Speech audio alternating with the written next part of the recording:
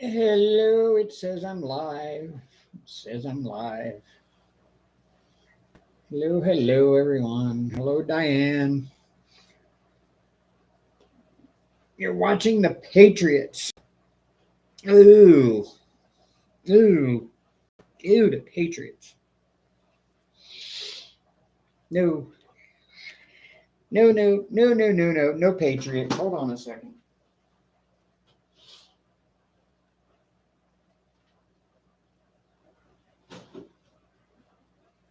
You have got the wrong team, Diane. You've got the wrong team.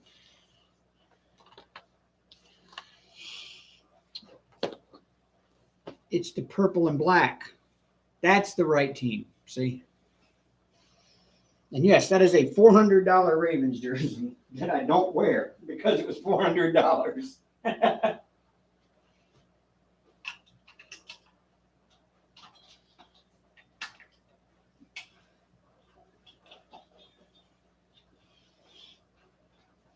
I bought that Ravens jersey like 2 years ago when Lamar Jackson really hit the scene and won the MVP. And I paid $400 for it because it's the same one they wear on the field. And you want to talk about sweating it out over this last offseason when I thought he might be leaving. Hey, April. Thank you. Welcome. Hey, Dreamer. Yeah, I was sweating it out this offseason when I thought he might be leaving the team because they weren't going to pay him the money he wanted. I am glad they came to that agreement.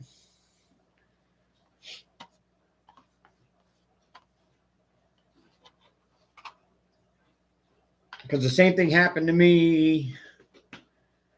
Oh, what year was it? 2013. It was the same year they won the Super Bowl. Ray Rice started the season out. He was just one heck of a no, it was 2012. Ray Rice was just one heck of a running back. He was just eating it alive. I ordered and bought a Ray Rice jersey. And before it actually arrived at my house,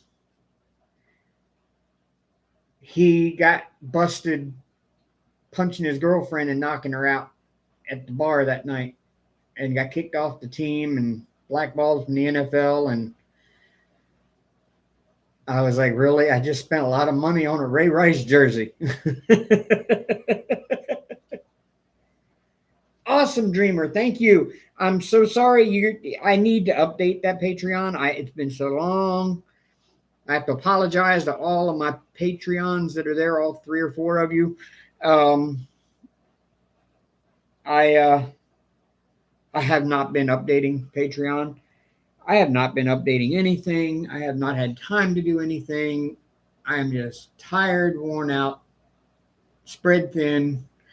But I don't know if you can even hear it in the background, but I still have, if you go through and watch the videos there, I still have the stage 4 from like 2.5 months ago that was supposed to be taken out 2.5 months ago. They're still tumbling out in the kitchen. Just have not had a chance to get them undone. Actually, for a while there, my sink wasn't cleaned out enough for me to actually use it to do it. And it's not again now. I've got to actually do some more dishes. Paul and I went through the whole house last week and we cleaned it. We deep cleaned the house, like from top to bottom, shampooed the carpets, did all the dishes, scrubbed the bathroom, everything. And decluttered the whole place. It looks really nice. But yeah, I still got some dishes I need to do, and they're taking up room in the sink. Or else I would be recording that. I would have recorded that by now. Yeah, that's what we got going on there. You can't hear me, Diane? Hello.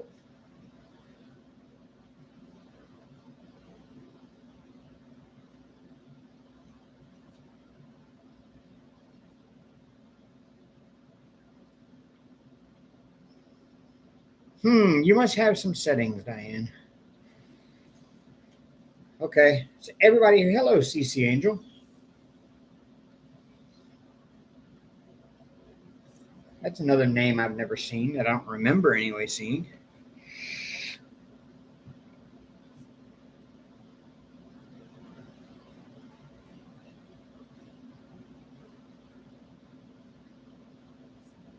Yes, I'm using my Firefly tray. I love my Firefly tray.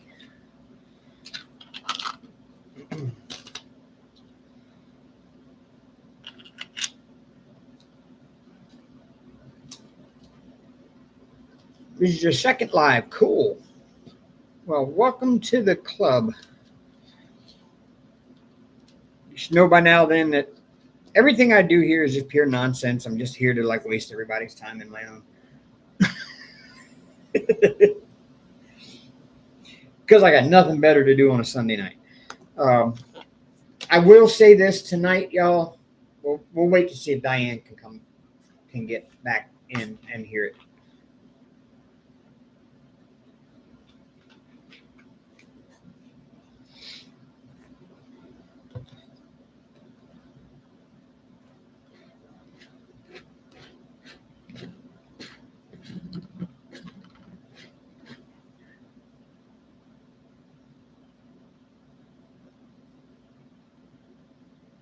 Yeah, you remember me doing the chip challenge. I've got this year's.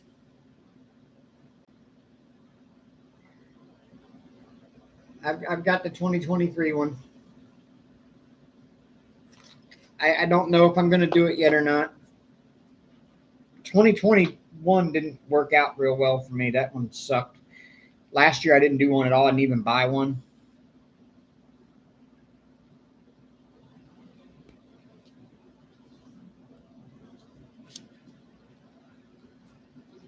So I might do this year. I don't know yet. I'm working on actually. I've been watching this guy. His name is Johnny Scoville. His channel is called Chase the Heat, and he actually teaches you kind of how to build your tolerance up to hot things so that you just don't. You still feel it, but it doesn't bother you as much as what it would, because you just get used to it. And you start off with like jalapenos and work your way up. Like you start off eating a half a jalapeno until it doesn't bother you anymore.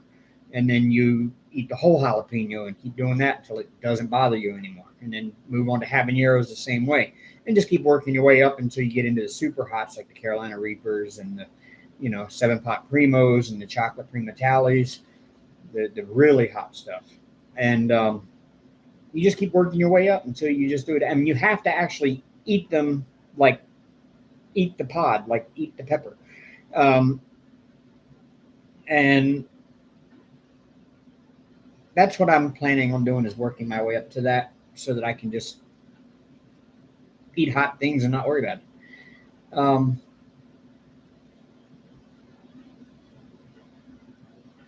Yeah, Diane, I know. I saw a kid died. The kid did not die from the chip, though. It is literally impossible to die from eating hot things because the hot things really have no effect on you. There is no real heat involved. It's the way the chemicals that are contained in the hot peppers, the capsaicin, it triggers the pain response in the brain to make the brain think that something's on fire when really there is no heat. You can't hurt your stomach with it. You can't get ulcers from eating hot things. You can definitely irritate existing ulcers, but you can't get fresh ulcers. You're not going to burn your insides out, nothing like that. Hot foods really do not have any adverse effects on you as in the way of health. The problem is this kid ate this chip and then downed like 3 gallons of water. And believe it or not, water can be poisonous to you in large quantities. Yes, we need water to live, but large amounts of water at one time can kill you. And that's what happened. This kid guzzled like 3 gallons of water immediately after doing the chip, and he died. He flushed all the electrolytes out of his system, and your heart, the little electrical system in your heart that causes it to beat, relies on your body having electrolytes and salts in them to conduct that little mild amount of electrical impulse that's there that causes your heart to keep beating. And if you don't have those electrolytes, those salts in your system, and you flush them all out with water, it can cause your heart to stop.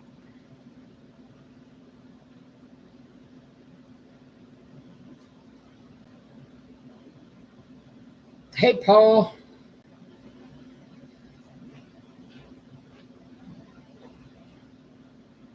Welcome, welcome. But you know, Dreamer, like I said, this guy here actually teaches you how to build your tolerance to those hot things. Yes, you'll still feel the hot, but it won't be as, it won't bother you. Like it won't, you'll know it's hot and you'll feel it. It'll, you know, it'll be hot, but you just won't be as like panicky and, you know, type of thing, you know. Um, it's I'm going to work on doing that because I do have these 7-pot Primo seeds. The 7-pot Primo is in contention with and is currently undergoing testing to determine if it is actually hotter than the Carolina Reaper. And if it is, then it will become the hottest pepper in the world. Well, I ordered some 7-pot Primo seeds, and today I picked up the starter trays for seed starting, and I picked up some potting soil for vegetables stuff, so that when I get them out of the starter pods, I can put them into a bigger. I mean, put them into a 16-ounce solo cup and let those grow down until it gets bigger. And then once the roots bottom out in that cup, then I can pick it up and move it over into like a 4 to 6 inch pot.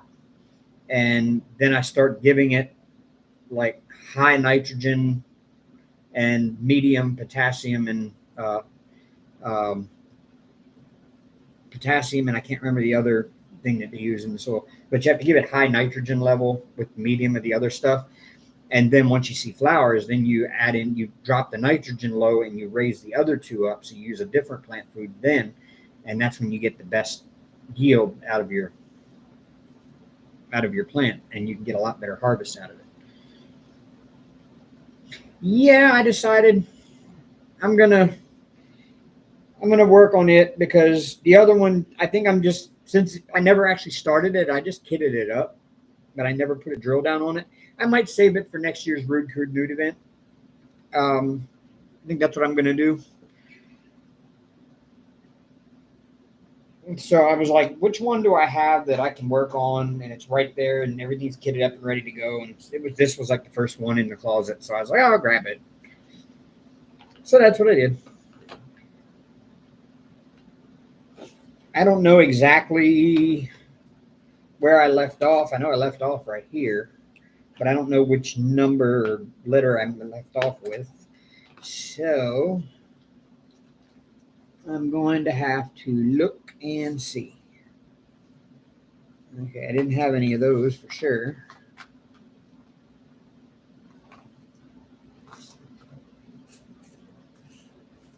That one looks too well. I don't know. Oh no, that's some of that one. I think. Yeah. Okay. So that one is there. This one is most definitely there. I don't have any of those showing.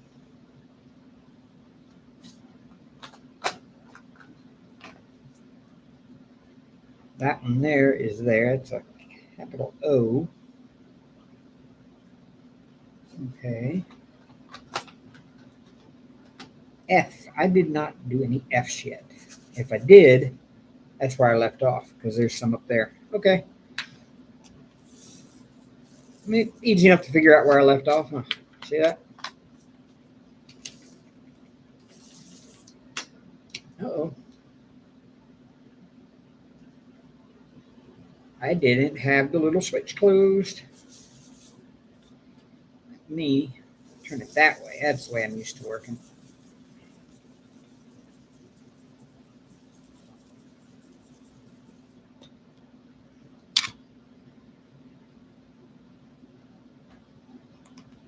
Oh, cool. You bought a white set. I like that.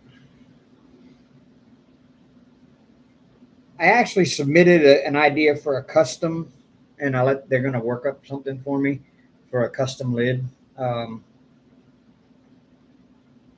So I'm when I order again, I'll throw it to them and say, "Here you go. I'm ready for my custom lid now." See what they come up with. I kind of designed something and sent it. I know they can't recreate exactly what I designed, but I'll let them have fun with it.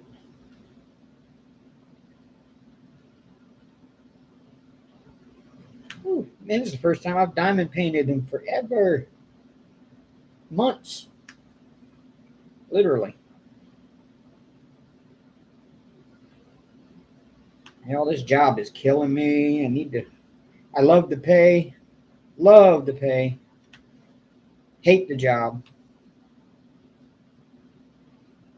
If I could make this kind of money elsewhere, I would. And I know where I could make this kind of money, but I ain't driving all the way to Birmingham to do it. Buc-ee's pays huge amounts of money with great benefits and like 14 days of PTO every year the minute you start. So I really should be going there, but man, that's an hour and a half drive every day to work. I'm not going to do that. I'm hoping maybe if they build a Buc-ee's in Tuscaloosa, you better believe I will put my application in and work there.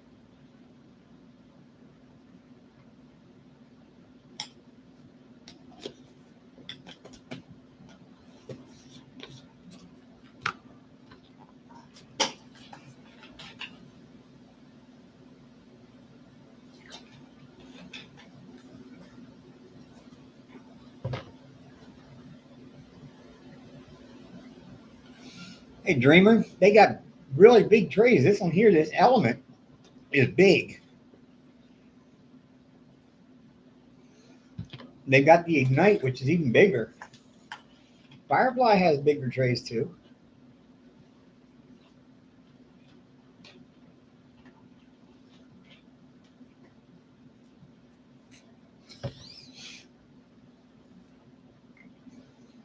No, I do not want to move to Birmingham. Nope.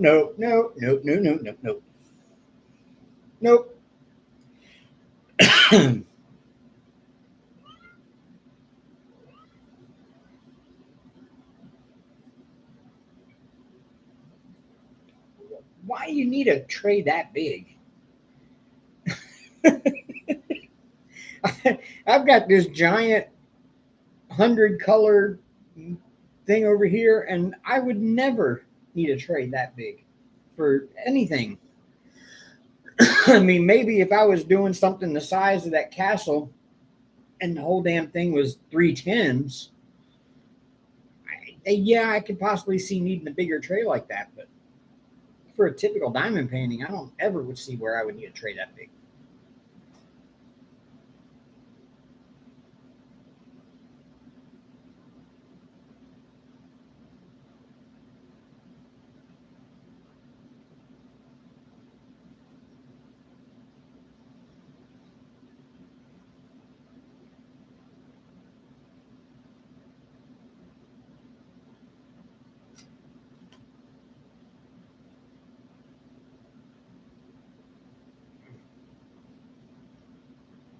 See, all I went and did something and got myself wrapped up in something that I never thought I would. When I lived in North Dakota, before I started my channel, the lady I was dating before I started the channel, she had a 10-year-old son. And that kid sat in his room from the moment he got home from school until the time he went to bed. And then sometimes he would wake up in the middle of the night, then shut his door, and would play Call of Duty. That kid played it all the time. He always asked me to play with him. I'd go in there and play with him. And he would just like eat my lunch in this game. And I always swore I would never play it. I didn't like it. It was no fun. 10-year-olds can beat me and then talk mad crap at me. Yeah, no, it's not for me. So my son, 30 years old, asked me if I could design a website for some friends of his. And I said, yeah, sure, I can do that. That's something I do in my spare time and I enjoy doing is building websites. And he says it's a gaming clan and they're trying to get sponsored and they're trying to, you know, they're trying to hit it big. And he said they need a website. And I'm like, okay, I can do that. And so they added me on their Discord and I talked to the leader of the clan. He started this clan back in the early days of the internet, really. Um, it's been around a long time. And, well over 100 members in the clan, all over the country, all over the world. And my son said, Dad, why don't you get Call of Duty? Why don't you play Call? I'm like, no. I said, I can't play it. I'm horrible at it. So he's like, no, no, no, man, you can come in the clan. We'll teach you how to play. We'll make you better. And I'm like, dude, there ain't no making me better at this game. I suck at it. So, dear old dad already had the Xbox One. Dear old dad went to Best Buy and got the Xbox Series X, the new generation Xbox. And dear old dad went to GameStop and bought Call of Duty, Modern Warfare 1 and 2. Now, dear old dad is like finding every chance he can to get on and play Call of Duty because he is like tearing it up.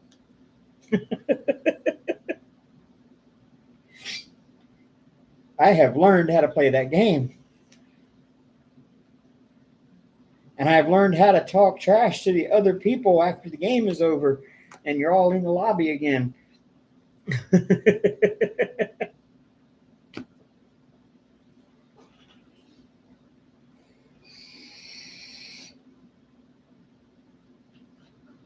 Now, I'm not tearing it up that bad yet. This morning, I actually logged in for a little bit and I ran about 5 matches and I got my highest kill count in the match this morning at 14 kills in one match. That's still not competing with some of these people that are getting 30 kills a match. I'm not competing with them. I'm still at the bottom end of the barrel on that. But, seeing as up until last night, the best I could do was like 4 or 5. I got really lucky once about a week ago and got 10. But today I got 14.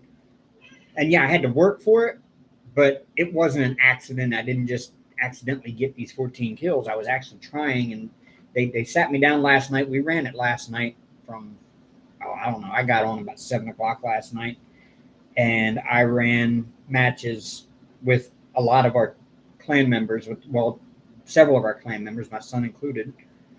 And yes, I'm now in the clan, by the way. Not that clan.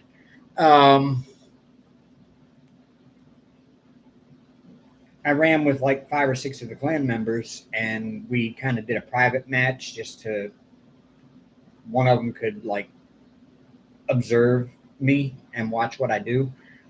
And he gave me some tips and pointers, and then he taught me some stick adjustments to sensitivities on the sticks and that kind of thing. And it just completely transformed my game. And now I'm like, oh, this is a lot easier than what it was.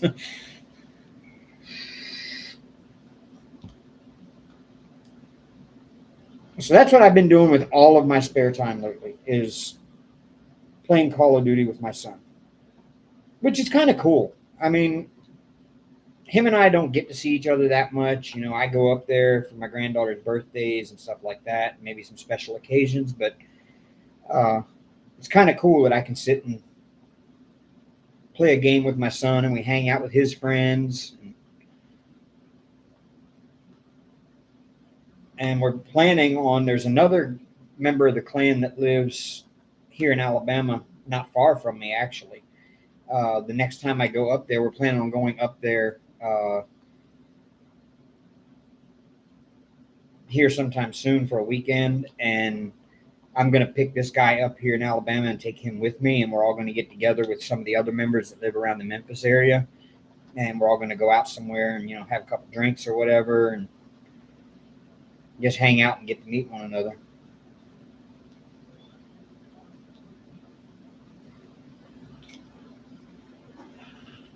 He's 30, Diane.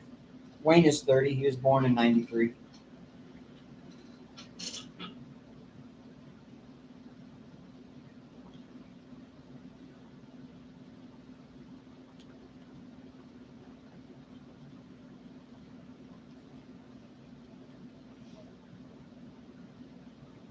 Yeah, I'm like the old guy.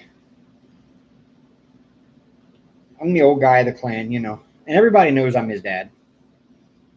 They think it's really cool that I'm in there.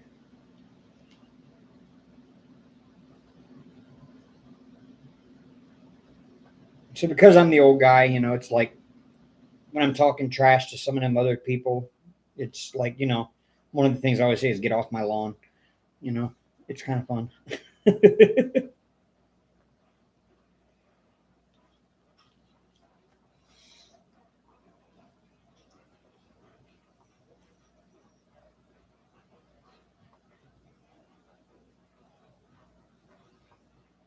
He's 31, huh? Yeah, Wayne will be 31 next year. Wayne's sister is 29.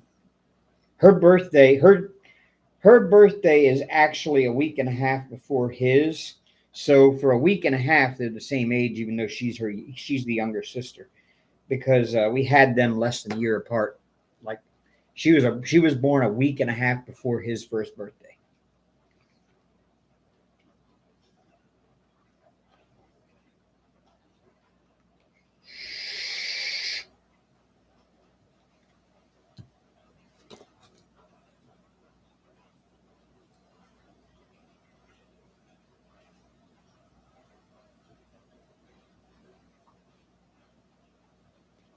Oh, I forgot how confetti heavy this one was. Well, I didn't really forget. I knew it was, but I kind of forgot what it felt like to do this much confetti.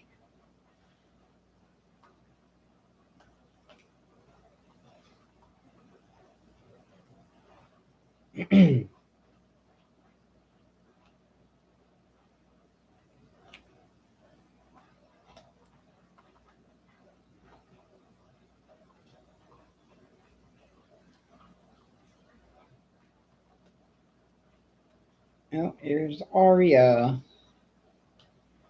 What are you doing, Aria? Hey, what are you doing?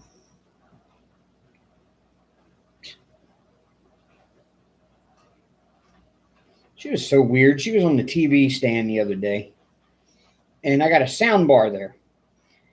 And they use the TV stand to get up in the window. It's like they jump up on there and then climb up in the window. Well, she was walking across the TV stand, and all of a sudden she turned around and she flinched, like something scared her or something, right? And she stood there looking at the end of my sound bar. And then she started just like whacking the hell out of it, like with her, like, how cats smack things. And she just kept whack, whack, whack, whack, whack, whack, whack, just knocking the end of that sound bar.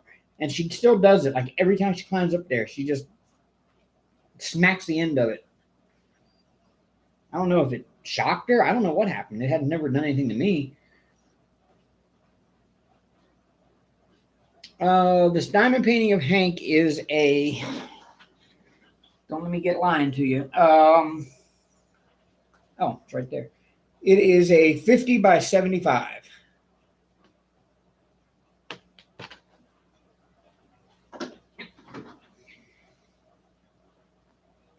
And it is 34 colors.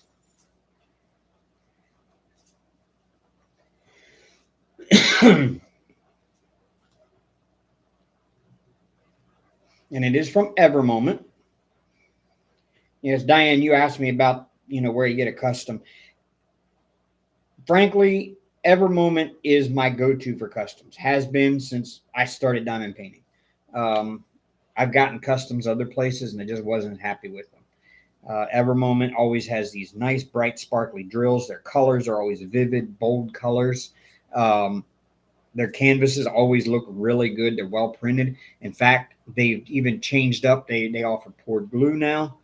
They are from AliExpress, but they come rolled in a hard tube.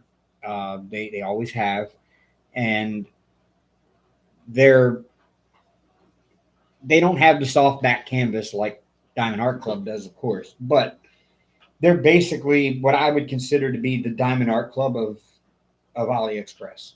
To be honest with you, they've got their stuff together.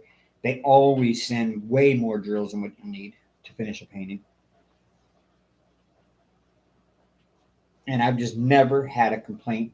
And most people do not have any complaints whatsoever out of Evermoment. And if you have any complaints, Zoe will Zoe will fix it and make it right. She's the kind of the customer service person at Evermoment that you deal with and contact. And so my go-to for customs is going to be, and probably always will be, Evermoment. But I did hear that Dreamer Designs has good customs. Ashley, Pink Poodle. Um,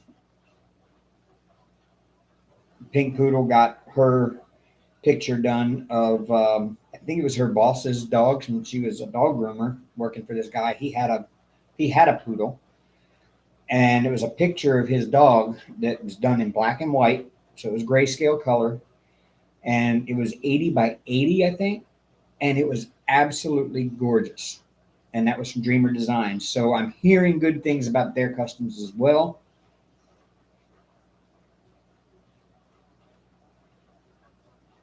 Yeah, well, as far as the people that you deal with there, yes, I'll agree. Cat's Gallery, yeah.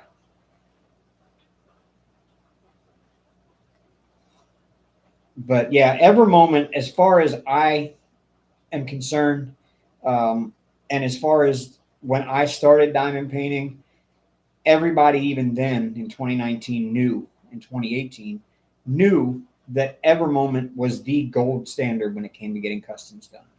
Um, you're not going to get a bad custom there unless you just ignore their advice and just get the smallest one you can find for because of price. Otherwise, you're not going to be unhappy with what you get because they're going to send you the proofs of what it's going to look like and what size they think it should be done in. And they're a little bit pricier for AliExpress, but just they're worth it.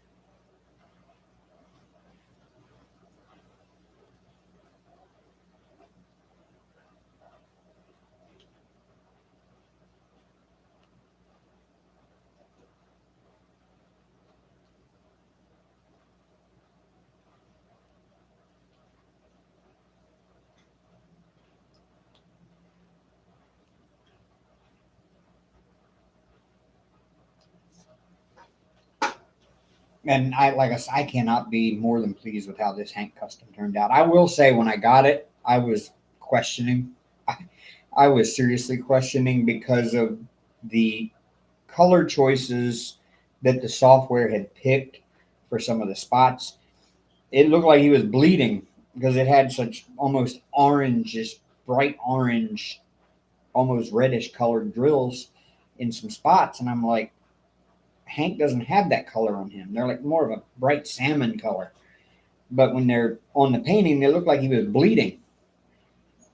But once you get it all put on together and you look at it from a distance, they don't stand out nearly as much and they provide just the amount of color needed in that spot to make it look right. It looks so weird, but it looks like a big, if you're looking at it from up close, it looks like a big blood splotch on the side of the cat. But hello, Lisa. Sorry, you kind of blended in there.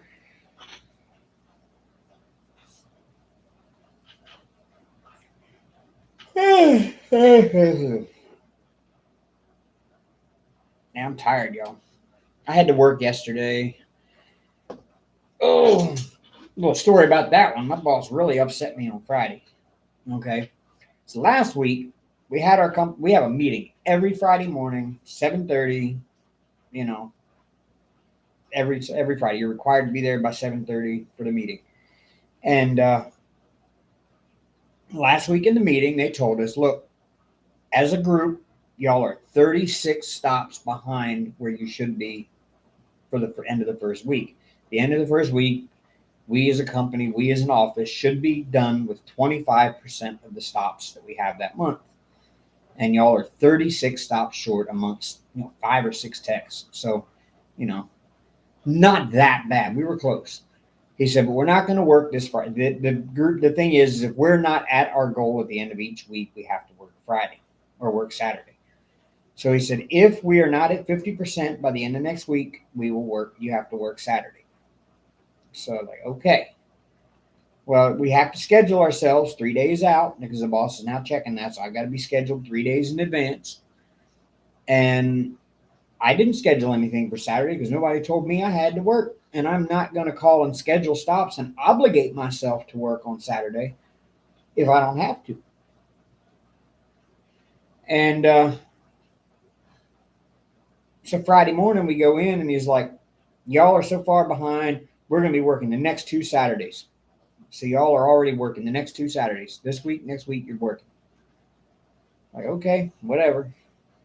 So I'm already upset about that. So I work all day Friday. Like I'm working, driving from stop to stop, doing the stop, get in, drive to go to the next one all day long. 4:30 rolls around, the boss texts me and says, why do you only have 1 stop scheduled for Saturday? And then when I didn't answer right away, he wrote, Dave, I know you're seeing these texts. I'm like, dude, I'm with the customer. I'm with the customer and I can't answer you while I'm talking to a customer, you know? So I text back. Like, I was with the customer. Sorry. And no, I didn't see it until just now. I said, because I didn't know I was working Saturday until this morning. So why would I have anything scheduled for Saturday? Duh. You know, you're running this whole office and you can't figure that out? Why I didn't have anything scheduled? And then he's like, well, we told you last week. No, you told me if we weren't at 50%. And he texts back, right. Well, duh. There's your answer. Oh, I'm ready to take this company phone and never mind. I'm not going to say it publicly because it could get back to him.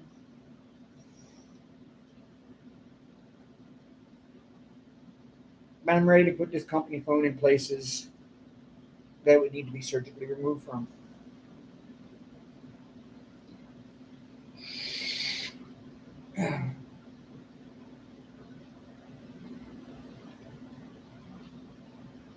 Yeah, so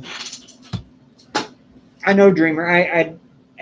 It's driving me nuts. I know what will fix a lot of my problems. I'm just going to say that a friend of mine, an acquaintance I have, gave me some Adderall, and I tried it,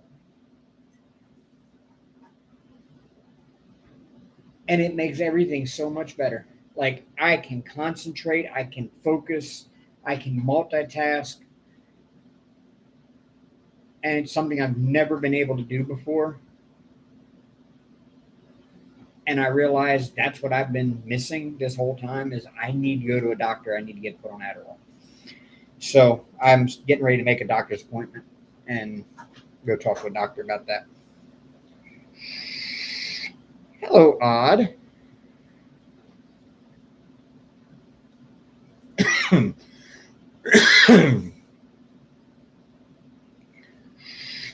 Yeah,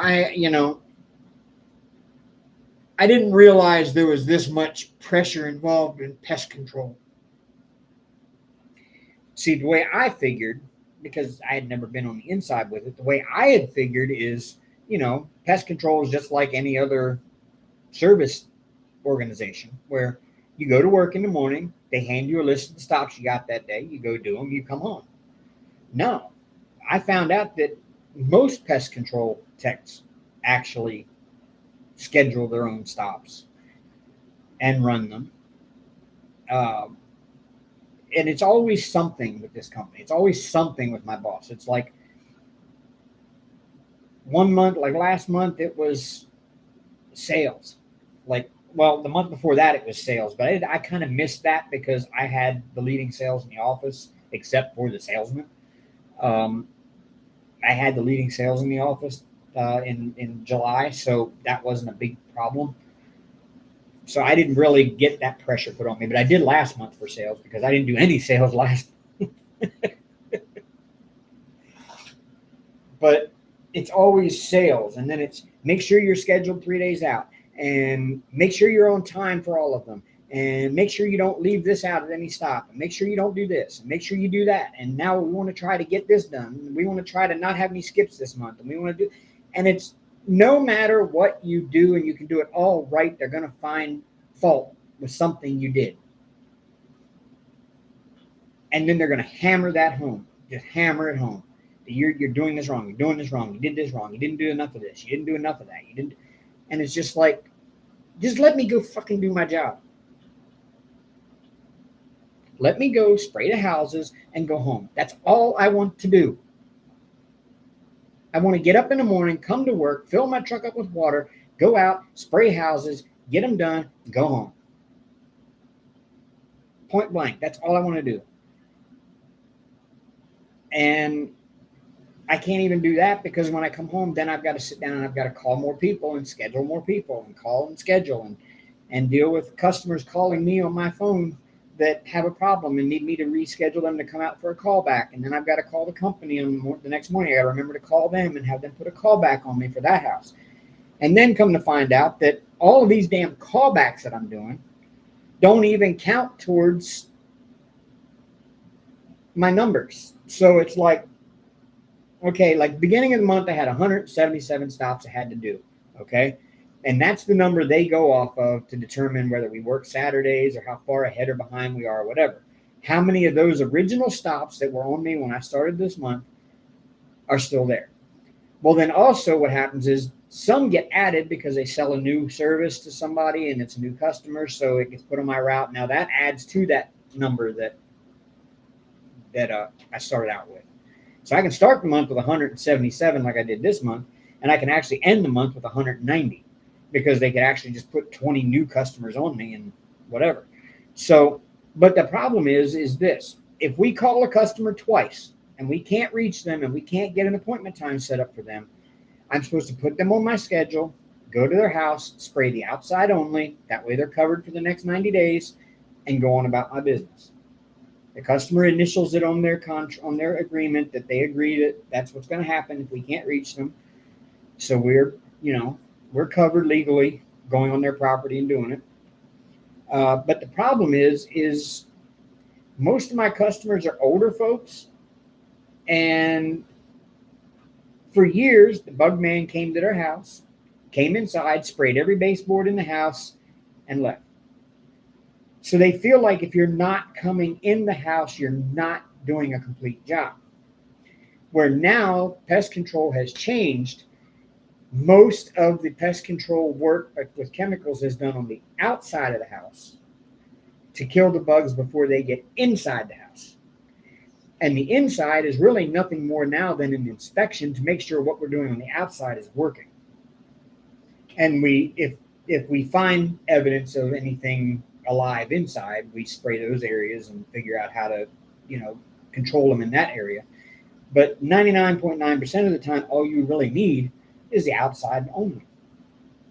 And you're covered for the next 90 days. So, but that's our policy, is to go do that. Well, now you get all of these customers that are calling back and saying, well, he didn't come do the outside and I really need the inside done. No, you really don't need the inside done. You feel like you need the inside done, but because you say you need it, we're going to come out and do it. So now that gets added to my schedule as well. Now those don't count towards the ones that I started out with at the beginning of the month. And so what happens is I end up doing so many callbacks and not doing the ones that are actual calls for that month, and I'm not getting my numbers done. And I'm like, y'all are just setting me up for failure. That's how I feel. I feel like I'm being set up for failure and then being penalized when I don't meet some goal that you have in mind, but I don't meet that goal because I'm too busy doing callbacks from last month. And the only reason we have those callbacks from last month is because of the policy you have in place of if we can't reach them, we go out and do an outside only. Now they don't want outside only. They want the inside done too. So now they're calling back and it's getting all added to my schedule. And it's keeping me from doing the stuff that I need to do this month. I don't. And I'm the one being penalized by having to work Saturdays. And then I'm the one getting written up at the end of the month if I don't finish my route for this month.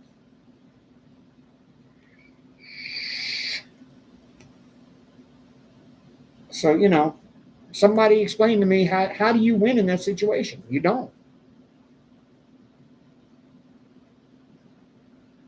But yet twice a week they hand me papers. Here's your numbers for this month. You're not meeting them yet. Here's your numbers. Here's your numbers. You need to be doing 10 a day to be able to finish your route this month. Oh, now you need to be doing 9.5. Oh, you need to be doing 10 again. I mean, it's just like, how? Dreamer, if I could find another job making the money I'm making right now doing this, I would. I would be out this door in a heartbeat. But without specified skill set in other jobs, more than likely working in the union, doing trade work, you're not going to make the kind of money I'm making. I mean, I'm averaging anywhere from $22 to $27 an hour if you split it up by the number of hours I work and how much money I make.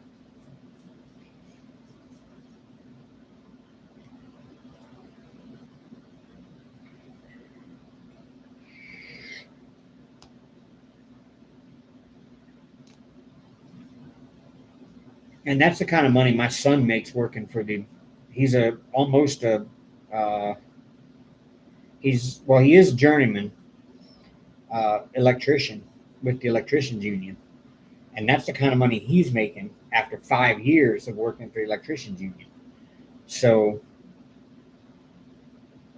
go figure, I think he's 5 or 6 years into it now.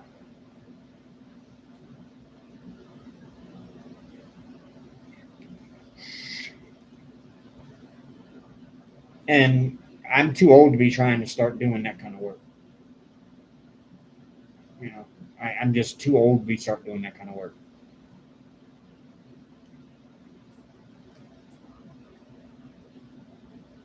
It is too much pressure, Diane. It really is. It's way too much pressure.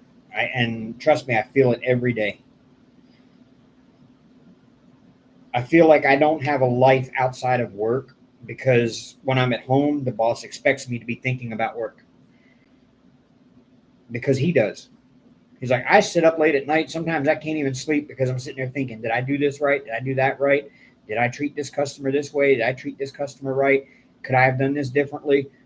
He wants us to be married to the job. And I swear that's one of the things in my life that I've lived by. I will never, ever be married to a job. Ever. I ain't married to a real life person for a reason. I don't want to be married to a job.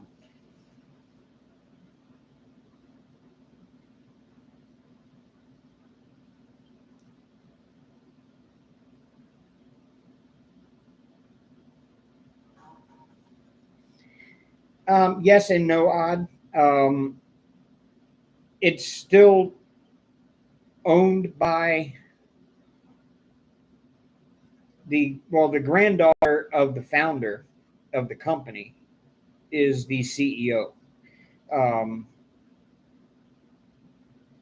But it's still technically it is in the family. But it's the 5th largest pest control company in the U.S. and the fastest growing pest control company in the U.S. So it's a large company that has offices everywhere from Virginia to Florida, and then all the way across the south of the U.S. Tennessee. Now we just opened some in Kentucky. We just bought out a several offices in Kentucky that were a different, smaller, smaller company. We bought them out, and we're adding offices in Kentucky now. So you got Kentucky, Tennessee, um, North Carolina, South Carolina, Virginia, Georgia, Alabama, Mississippi, Louisiana, Texas. I think we just opened some in Arkansas, and then we've also got Arizona. We've got some in Arizona now.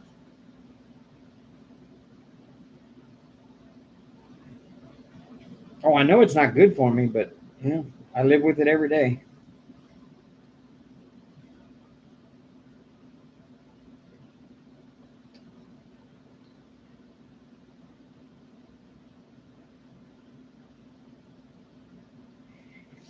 And it wouldn't be so bad, but it's kind of the way the boss talks to you, you know, like yesterday, or Friday.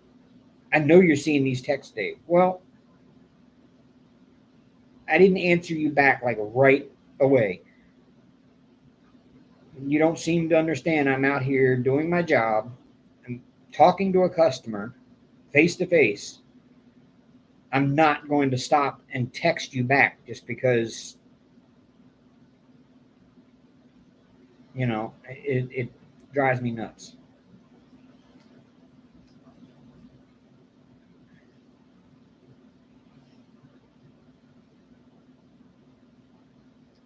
I don't like being talked to like a child, and that's the way he talks to all of us. He talks down to us like we're all children. In our meetings, yeah, he talks to us like we're children. If we didn't meet some arbitrary goal he had set for us, he talks to us like we're children for not meeting it. Yeah, pretty much.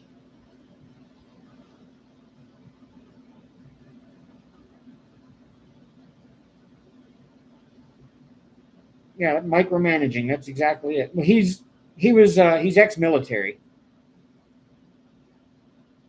so that's part of it. I mean, like one morning, it was a Saturday. I had to work. It was a day that I had set aside. I didn't have to work that Saturday. It's just that this particular job, there's 66 houses. They're all outside only. I can do about half of them in 4 hours. Okay. Um, and normally the old tech would work on Saturday. He would grab one of the other techs and they would split it up and they would get it all done in one Saturday together. But I'm doing it by myself. I do, you know, 33 houses, 66 houses. I do 33 one Saturday and then I go back the next and do the other 33. And I only do that once every 3 months. So last month I had that housing development and I had decided I was going to work on Saturday and get them done. But it wasn't because everybody had to work. It's just because I was going to work. And I kind of overslept that morning. And Paul was here and he woke me up and he's like, "Ain't you got to go to work today?" I'm like, "Yeah, what time is it?" He said, "It's noon." I'm like, "Oh shit." I had to get out of bed, get dressed. I'm texting the boss. I'm like, "Hey, I'm running late. It's all good. It's Saturday anyway. I don't have to go in the house. I don't have any appointments, so I'm not going to be late for anything. I've just got to go do these 33 houses real quick and get them knocked out and be done." Man, he talked to me when I came back into work on Monday. He talked to me like I was a 5-year old. I just don't see how you can sleep so much. I don't understand how you can sleep that much. I can't I can't be awake. I can't be sleep past 5 o'clock in the morning. I'm up before my alarm goes off every morning. I don't even need an alarm. Well, good for you. You know, I'm happy that you can do that, but that's not me. And Saturday is a day I like to sleep in. Saturday is a day I don't like to worry about having to work. So I stay up late on Friday nights. Yes, even if I have to work Saturday, I stay up late on Friday night. Because I'm determined I'm going to get the most out of my off time that I'm not in that office. So I end up sacrificing sleep to have a life, which I know isn't good, but I do it. Um, I think the earliest I went to bed this past week on any given day was 2 a.m. Otherwise, I was getting to bed at like 3:30, 4 o'clock in the morning. Get a couple hours of sleep, get up at 6, go to work. Um, because that's the only time I have to do the things I enjoy doing. If I want to do the things I enjoy doing, I've got to sacrifice sleep in order to do so. Because I sure as hell don't get to do them on weekends. I get to spend all Sunday now uh, doing all my errands that I need to run.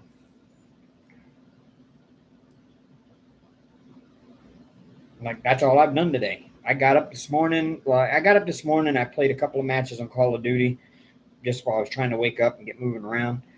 And then I left and started running errands, and I was out all afternoon. I didn't get home until like 5 o'clock this evening uh, from running errands, and then I had to sit down and get everything ready for the live. And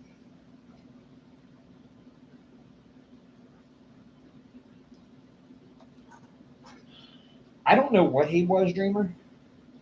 No, not every. No, there's not. I don't right now. I don't think there's anybody that's meeting his goals, and that's the thing is he wants us all to meet these goals because the goals he sets for us are higher than what the company expects. And right now, I don't think any of us are really meeting what the company expects either, but we're still getting our job done. We're getting our route complete at the end of the month. That's all that matters is getting our route done by the end of the month. Now, there's a couple of guys that are not getting that done. And what he wants the rest of us to do is to work our asses off early in the month so that we have 3 or 4 days at the end of the month where we don't have anything to do and we can take up some of the slack from the other guys that aren't meeting their goal. So it's just putting extra pressure on the rest of us to overachieve so that we can help somebody else who's underachieving. I don't want to overachieve. I just want to go out and do my damn job and come home. Get my paycheck, come home. That's all I want to do.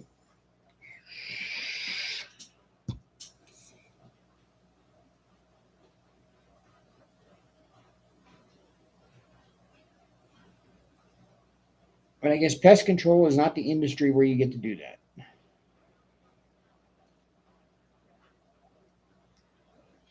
Now, I've got customers that text me at like midnight with a picture of a bug crawling up their wall saying, should I go ahead and just burn the house down now? And I'm like, yeah, go for it.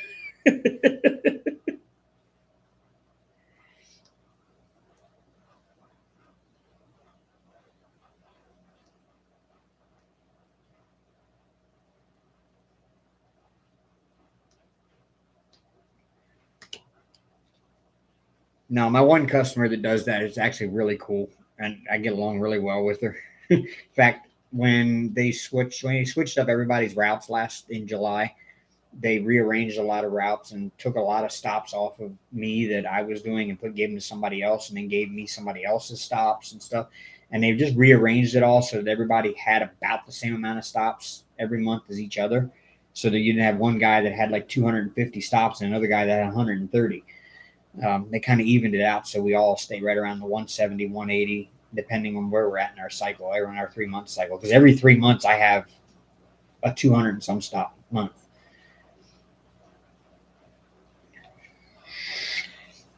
Because it's just the way the signups and the cycle has worked out. That I got a lot of people that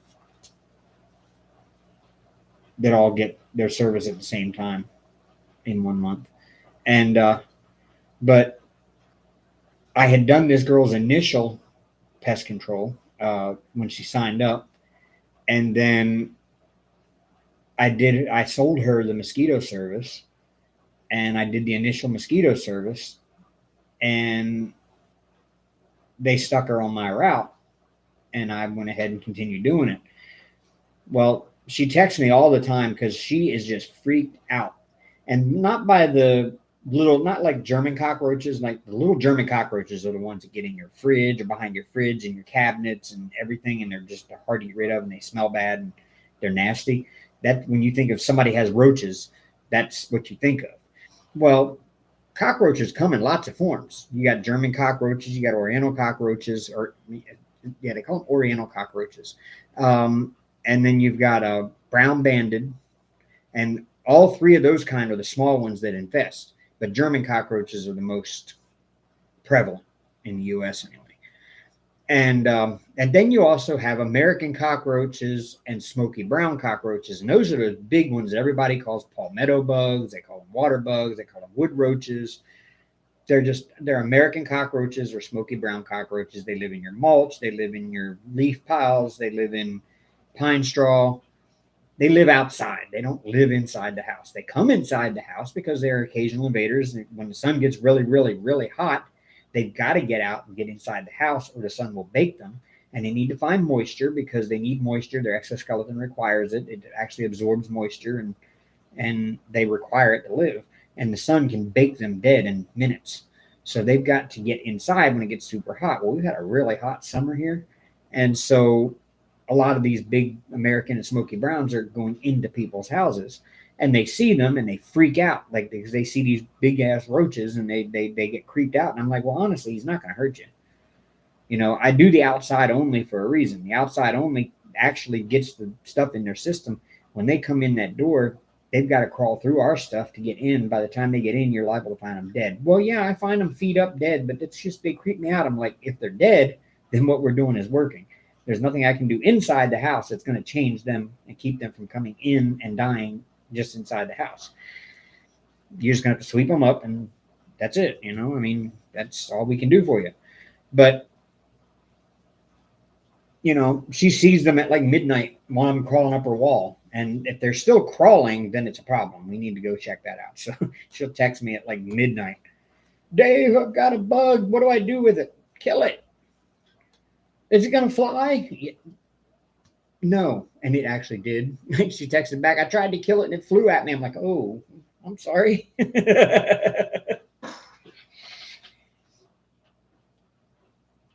Dreamer, it wouldn't surprise me if she did, but she's like 21 years old. And then that's not my, you know. Amber was young, but not that young. She's real sweet, though. I mean, we get along. We laugh. She's the one that actually recommended. She volunteers at the shelter a lot. She's got 3 dogs, and they are like the coolest dogs ever in the world. And I like visiting them as much as they like me coming there. But, you know, she's the one that recommended the place to take Aria to get fixed and everything. And just a really cool kid. And I just enjoy going over to visit when I go and do the job. But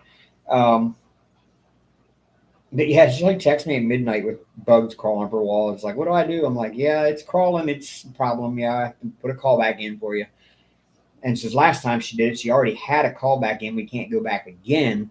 So I had her mosquito spray to go do. And so I was like, hey, I got your mosquito spray coming up. I can do it this week, and I'll just take care of it while I'm there, and we won't tell nobody, you know.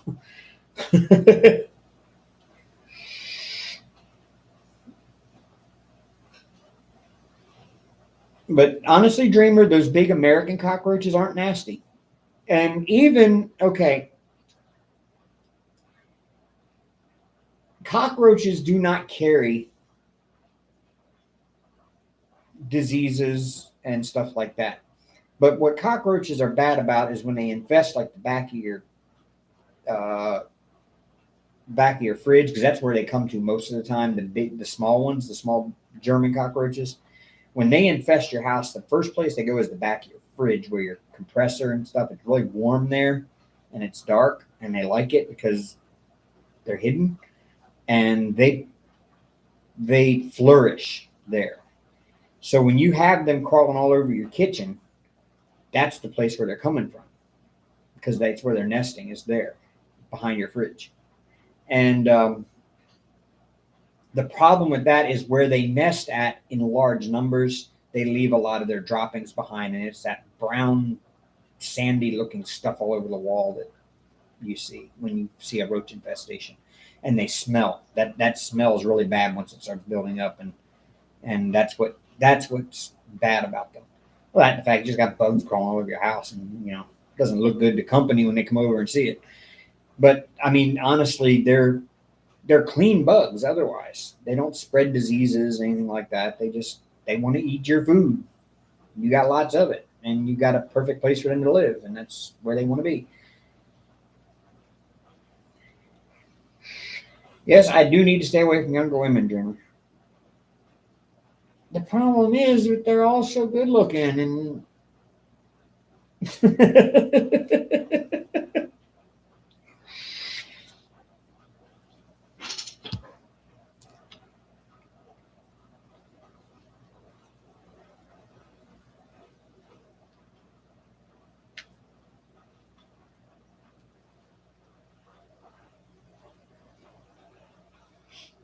yeah, I just now enjoy watching, and that's it. I ain't getting mixed up with none of them. I'll look. I live near a college campus. I will look. There's plenty of looking to be done here.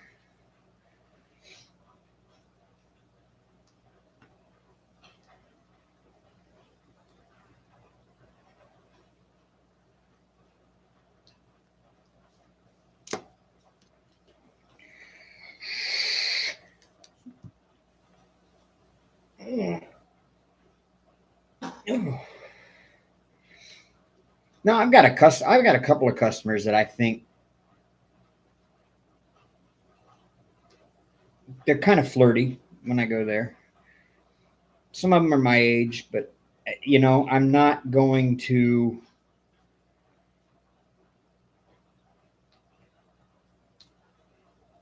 I'm not going to go outside of my professional scope and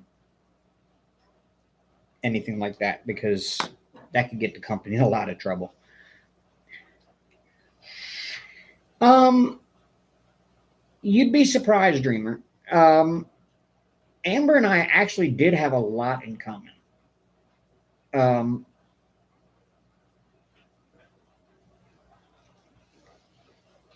we did, we really did, and I um, I got on Facebook dating. Believe it or not, Facebook actually has a dating app built in on the phone. You can't see it on the PC, but you can on mobile.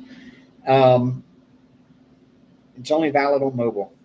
And I actually met this young lady, and she's probably 35, I think.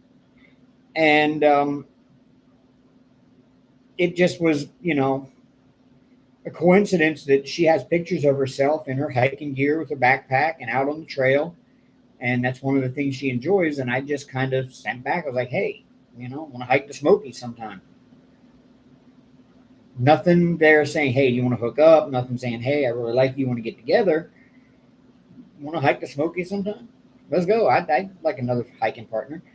Um, but we got to talking and found out we've got quite a bit in common other than the hiking part. She's actually going to try to do the entire Appalachian Trail next year. She hasn't committed to it yet, but she'd like to do it next year.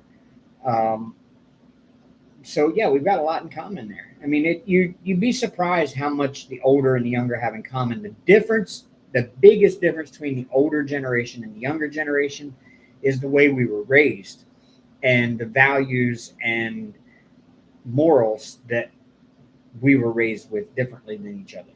And that's where you end up clashing.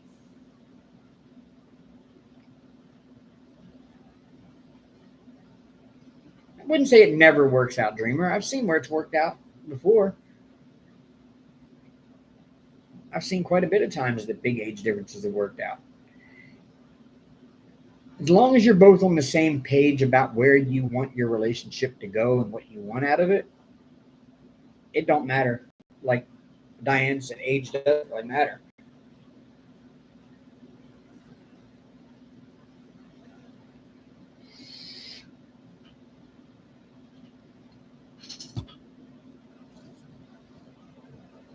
But I have just found that from talking to and hanging out with people my son's age, 30, early 30s, that I just, yes, I can get along with them. I can hang out with them. I can do a lot of the same stuff they do for now. My age hasn't really hit me yet, so to speak. Um, Hopefully, it never will, but I know it will. It'll catch up to me one day. We all age, but it has not caught up to me yet. And so I can still get out and do the things that my kids, my son's age, do. And I can still hang out with them and I can still be the cool, hip dude that's, I'm older, but I'm just like them type of thing. I can still do that.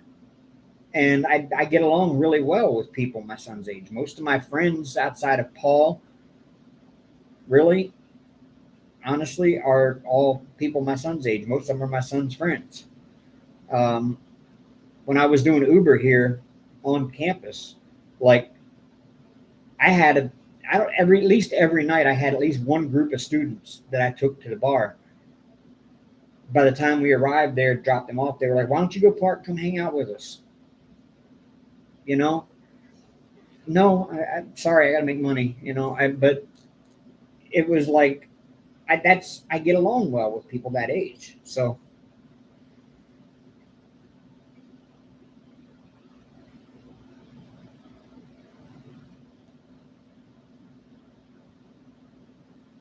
but there is that whole difference of I younger generation today view relationships differently. They view relationships as disposable for the most part. And I view even dating, like I'm not going to say dating, but committed dating, like exclusively with somebody, I view that as you're committed as if you were married. It's the way I treat it. And they don't look at it that way. They look at it more along the freedom side of things. Free to go do whatever you want doesn't work out that way.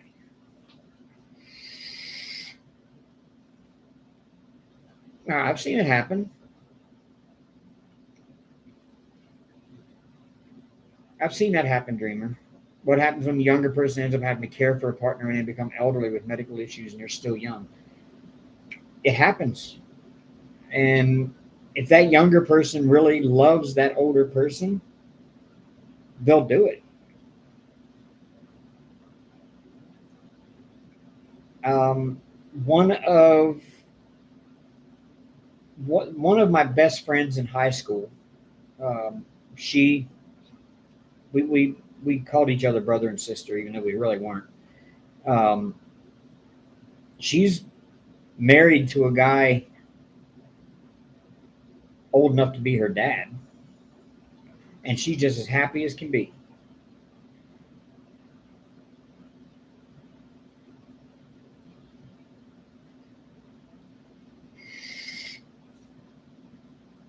How is that unfair, Dreamer? That younger person chose that. That younger person went into that relationship knowing that while I'm still younger and I'm still able to get out and go do things, my partner is going to age. And my partner may need me to take care of them. My husband, my wife may need that. And they go into that relationship accepting that fact, or they wouldn't be in it.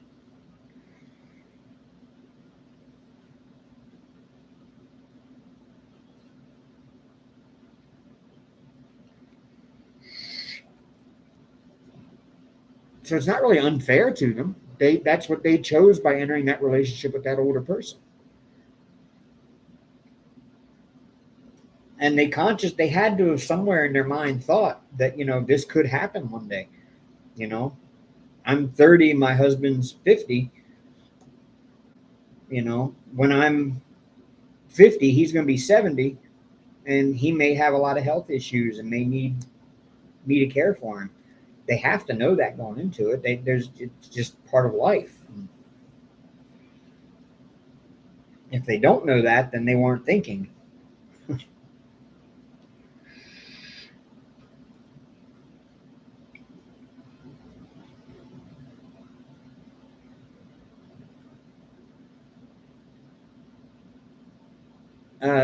Chantel, I do, obviously.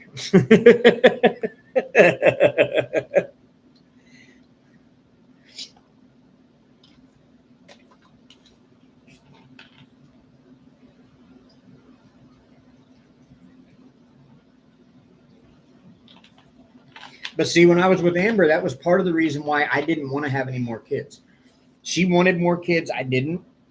Well, she was kind of flip flopping on whether she wanted more. She wanted more. Her heart said she wanted more, but her brain was telling her, no, I really don't want any more, but yes, I do. So she was kind of on the fence with it. And I was like, no, I don't want any more. I raised mine. I've got grandbabies now. You know, I'd hate to have my grandbabies say that their uncle is their age,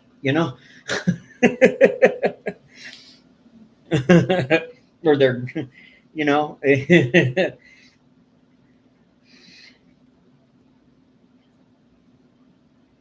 and I would hate to think that, my son or daughter, like, I'd actually be old enough to be their grandparent. And so when they graduate high school and I show up to their high school graduation with my walker and everything else and sitting in the handicap seat and up front, that, you know, everybody would tell them, what's so nice, your grandfather came to your graduation, and they have to explain, no, that's not my grandfather, that's my dad. I don't want that. So that's why I don't really want any more kids.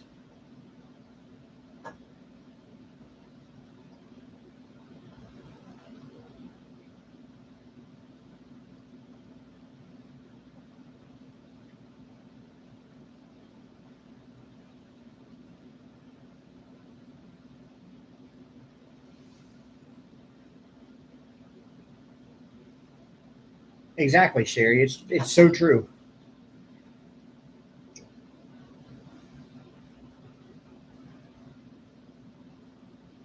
Yeah, see, Dreamer, and that's the thing, you do have, there is a compromise there. I mean, the compromise is one person has to decide, am I willing to relent on this? And you'll be really surprised at how many of the younger generation right now are deciding before anything, they're deciding that they never want to have kids. There's a lot of the younger generation are deciding that they never want to have kids. And they are totally against ever having them, making them, raising them, whatever. Um, I don't know if that's a good thing or a bad thing. If we had a whole generation that are basically saying, "I don't want to have kids," you know.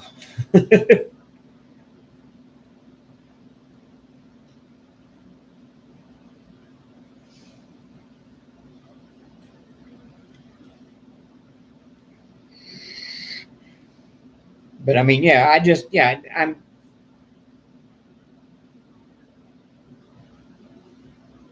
That's exactly it. I don't want to have any more kids. I've raised mine. Mine are all grown up. They're all adults. They all have, well, two of them have kids of their own.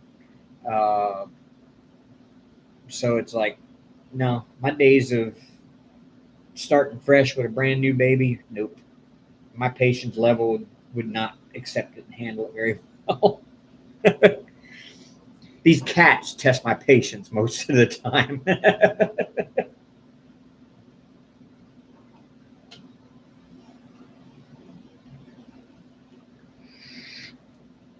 I hear you, Chantel. You know what? And that's the thing. I'm actually enjoying being single right now. I really am. I'm enjoying having what time I have of my own spare time being my time.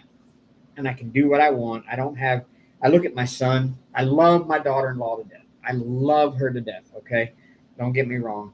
But I look at my son, and all he wants to do is go Sunday afternoon and hang out with his gaming buddies in Memphis and go to TJ Mulligan's and have a drink and a late lunch, early dinner, whatever. And she doesn't want him to go because she wants him to go do family things with her and the kids. Well, her and the girl, her and Briley are going to, Briley's got cheer practice, but her parents are going with because her dad wants to go shop for climbing stands for deer season. And they need Wayne Long to do it because he uses his Sezzle to help them buy things. And they give him the, they pay the 25%, whatever, I don't know. They pay him for it. He uses his Sezzle. And so he couldn't go hang out with his buddies because she had plans for him. That's what I enjoyed not having by not having somebody else at the moment. Like, I wouldn't mind dating somebody that I can say, hey, let's get together this weekend and go do this. It's because I choose to go, not because I have a commitment to somebody who is committed to me and I'm committed to them and I'm committed to doing the things they want to do. Is that the easiest way to put it? I mean, it's hard. It's like I want to date because I want the companionship, but I don't want the commitment of having to take away from the things that I want to do. I want to fit them into the things that I want to do.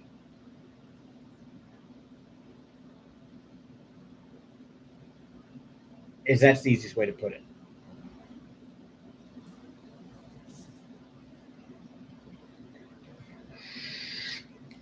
But when I have my time, I want to do the things I want to do. I want to come home. I want to play video games. I want to diamond paint. I want to build a model. I want to go hiking. I want to, whatever. I don't have somebody here telling me, no, you can't go do that this weekend because I require your attention.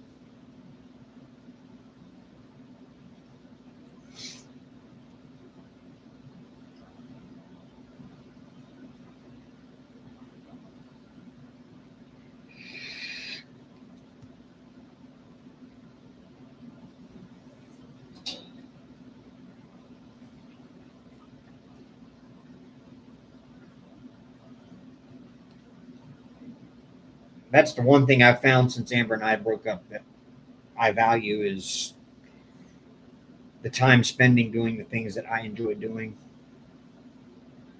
without having somebody else saying, hey, we need to go do this today, or we need to go here, or we need to go there to do this, and we need to go take care of this, or we need to go shopping here, or whatever. I don't have that commitment.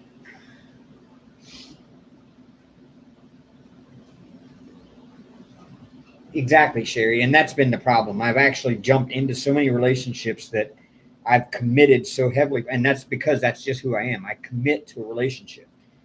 And then it ends up taking away from the things that I enjoy doing. Unless I find somebody else that enjoys doing the things I'm doing. And then it's kind of cool because then we can just both do those things. And but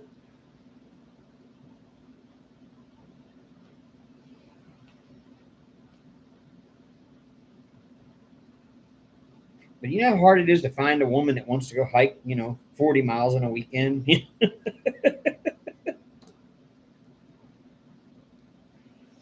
Especially at my age.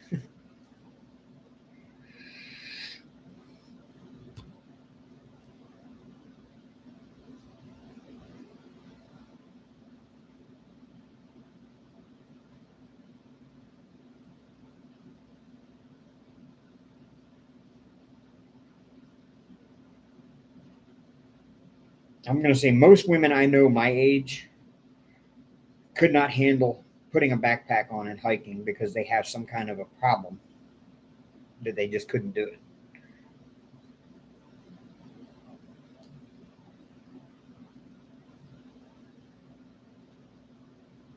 I think I finally got all of those. And we've been an hour and a half already. And I was going to announce that as when Diane left because she couldn't hear me. I was going to say tonight's live is actually going to be the first live where I cut it back to 2 hours instead of 3.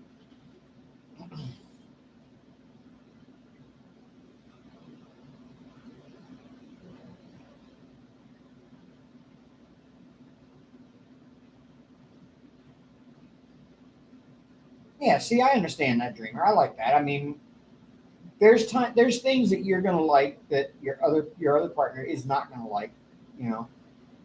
And if they're wanting you to stop doing the things that you enjoy doing that they don't enjoy doing too, just because it would involve them not going, that's called codependence.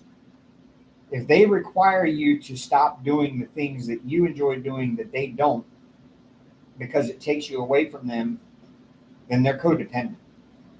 And codependence will never work. It will for a while. But the first time that codependent person feels like they're being ignored for something else is when things go wrong.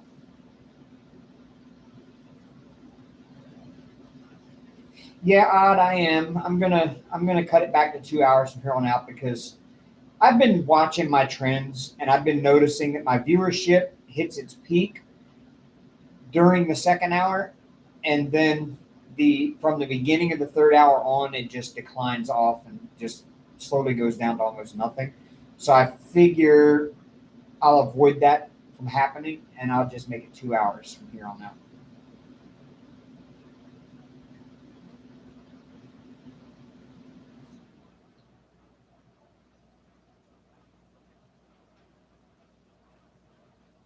Yeah, it is kind of control, Sherry. It really is. I mean, it is a form of control, but I just look at it more of it's a codependence. They feel incomplete if you feel like you need to go do something else that doesn't involve them. And they kind of make you feel like you're doing wrong. So yeah, it is kind of a form of control, but it's more of a manipulation than it is a control. But that's just the way codependence is like when you become codependent, you don't want to do anything. You don't even want to go to the store without your partner with you. And I've been in those relationships too. I've been in those too where you end up doing everything together because you just can't stand being apart at any time at all.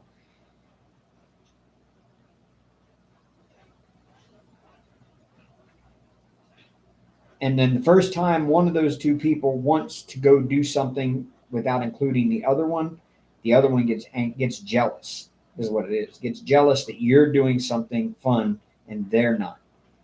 And then they feel left out. And they feel and that's where you end up seeing people say, well, that person's always ignoring me. That person's not paying any attention to me. Well, it's not that they're not paying attention to you. They are when they're around. It's just that they enjoy doing other things you don't enjoy, and you're not even willing to try to go do them with them to see if you might enjoy it.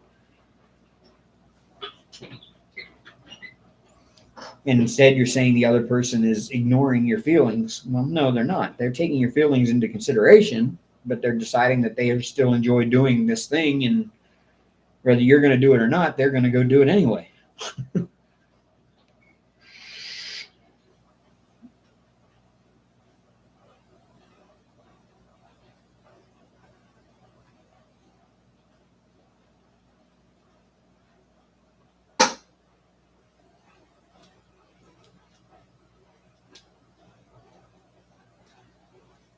I've actually found things that I enjoyed doing, believe it or not. I've actually discovered things I enjoyed doing because of whoever I was with enjoyed something that I had never done or that I didn't think I would enjoy. And then I went with them once when they did it and I found out I enjoyed it. It's like, oh, okay, this isn't bad. I can do this.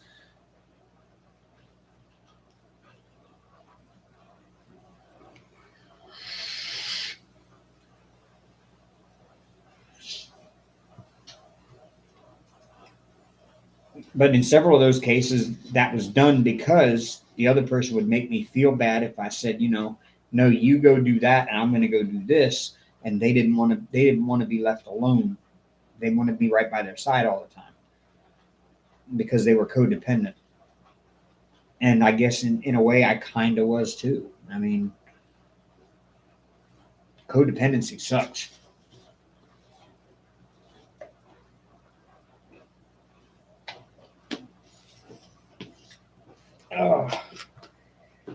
I am going to grab my other Mountain Dew.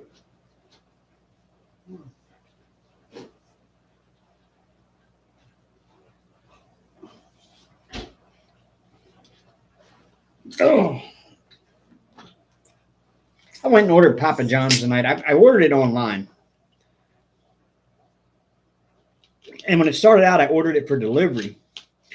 And the delivery fee was so high. And Papa John's is literally right up the street. Like literally like 4 blocks up the street.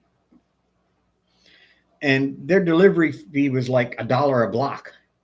Actually, a little more than $1 a block. It was like $4.75 delivery fee. And the pizza was already like 20 some dollars. And so it came out to like 30 something for my pizza. And I'm like, no, I'm not paying $30 for a pizza at Papa John's. So I ordered for carry out. So halfway through, I changed it to carry out. Well, I showed up when it was ready, and the girl hands me 2 boxes, 2 large pizzas. And I'm like, I only ordered 1. She goes, no, you ordered 2. I'm like, well, okay. I guess I ordered 2. Maybe that's why it was $30. And I started pulling out, and I looked over at the box, and I saw the name tag on both of them. Only one of them had my name on it. The other one was somebody named Diedrich.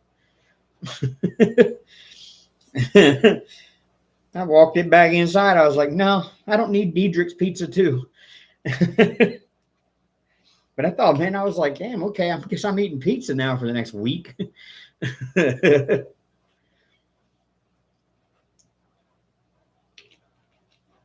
I genuinely thought I had messed something up. When she handed me 2 of them, I was like, damn. Where are the cats? I don't know. Where's Ari is down here beside me, down here on the floor sleeping.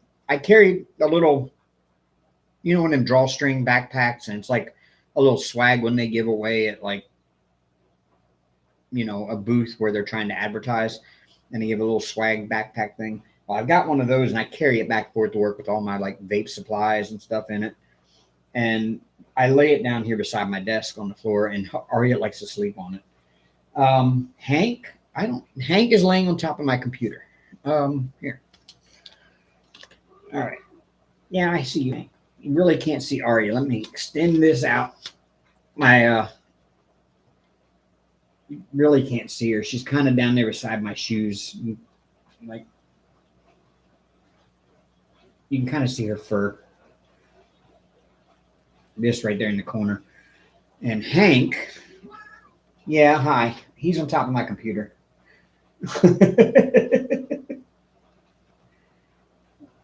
and there you are. There's everybody. You see my floor is all nice and clean. Carpet is shampooed. Yeah, my house is clean, you know. My desk is still cluttered. My desk is very cluttered. And so is my other one over here still. I've got to clean the clutter up. But all of that is back organized again. There's the big diamond painting. Now you can see better the system I built for it. You got a little 2x4 there with one of those like deck 1-bys that they make like deck railings out of. And then there's a paper towel rack or a towel rack piece that I bought at Walmart as part of a towel rack set. And then I built a dowel rod, and I stuck the dowel rod through a pool noodle. And then I wrapped the diamond painting around the pool noodle. So it's like a giant paper towel roll.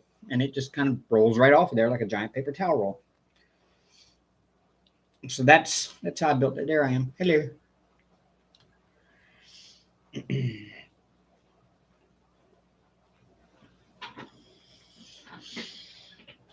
So, yep, there's the tour of the apartment.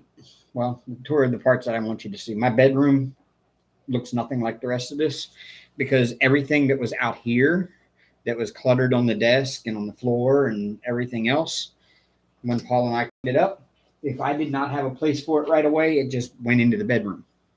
So my bedroom looks like a hoarder lives there. But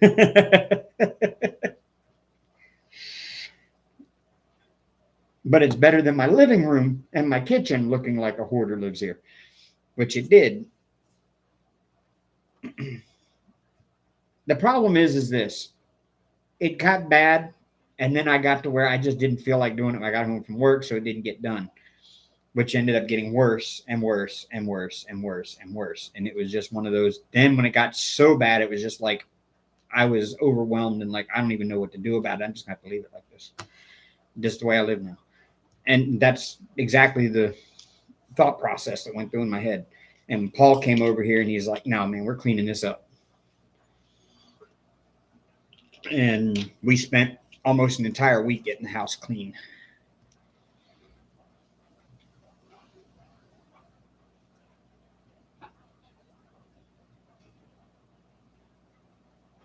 And I like it better this way. I don't know how long it'll stay like this, but at least for now, it looks good.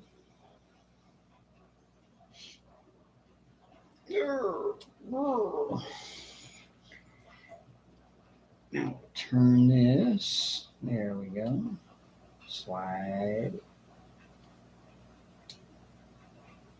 There we go. Hey, you're welcome.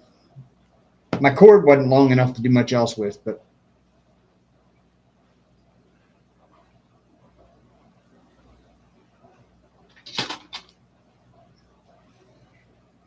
all right, dreamer, good night.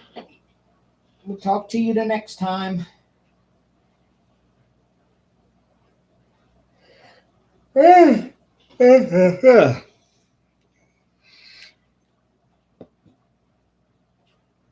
took kratom right as I was starting the live, and I've noticed that this kind that I just got, even though it's green and it's supposed to give you energy, for whatever reason, this stuff here is pretty potent and it actually just makes me kind of sleepy. I've got to watch taking it at work because if I've got to drive any kind of distance, I'm fighting my eyelids trying to drive if I take it midday at work like I used to.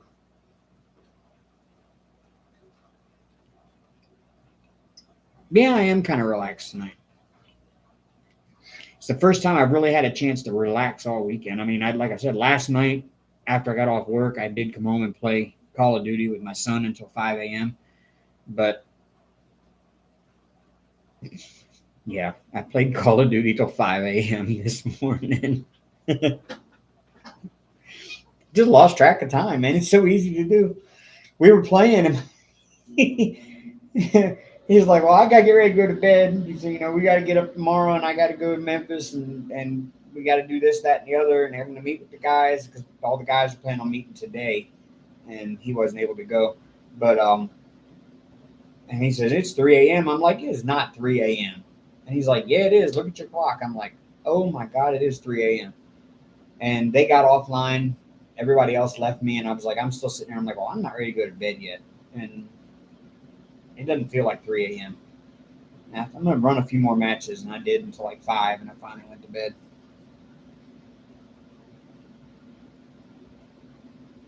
And then I got 5 hours of sleep last night, which is good. I got 5 hours. I got up at 10 this morning.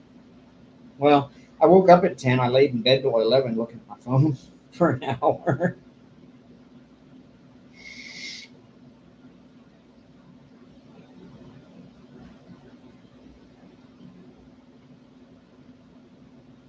And then I came out here for about an hour and a half, 2 hours, and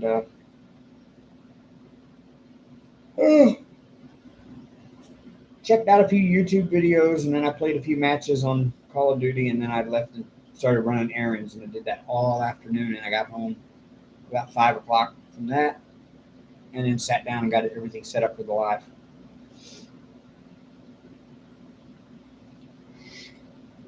But I had to buy the kitty cat some foods because they were out of the other. They have plenty of dry. I've got 13 pounds of dry food, but it's the other stuff that I was out of, and I've been out of for a couple of days. There's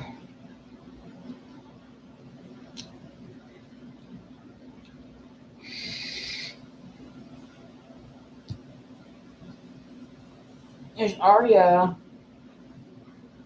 Meow. I see you. Yeah, I see you. She just curled up down there in my little bag. Hank's just like chilling on the. He chilling on the computer. Hank, Hank, Hank. He's like, nope, I'm just gonna lay here. He likes laying on top of my computer because my computer is liquid cooled, and the radiator with the fans that blow the air out are on the top of the computer, blowing upwards out of the top of it. So he lays on top of the computer because all that warm air blowing. He really shouldn't because he's blocking that airflow. The inside of my computer is going to heat up too much.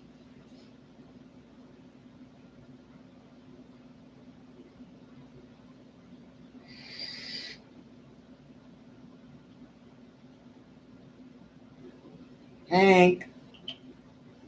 Hey, Hank. He's like, yeah, well, you said my name earlier and I meowed and you didn't pay me no mind. You just put me on the camera and made everybody look at me sleeping. Hank. Hank. Yeah, hi. Come here. Don't give me that look. Am I disturbing you? I'm sorry.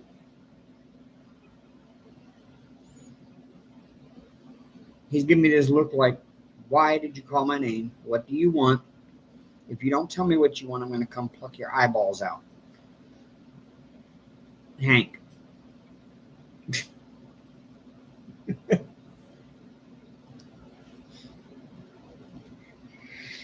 Or are you sleepy? Let me find that toy. Where'd that go? Oh, it's over across the room. Never mind. Hi, Aria.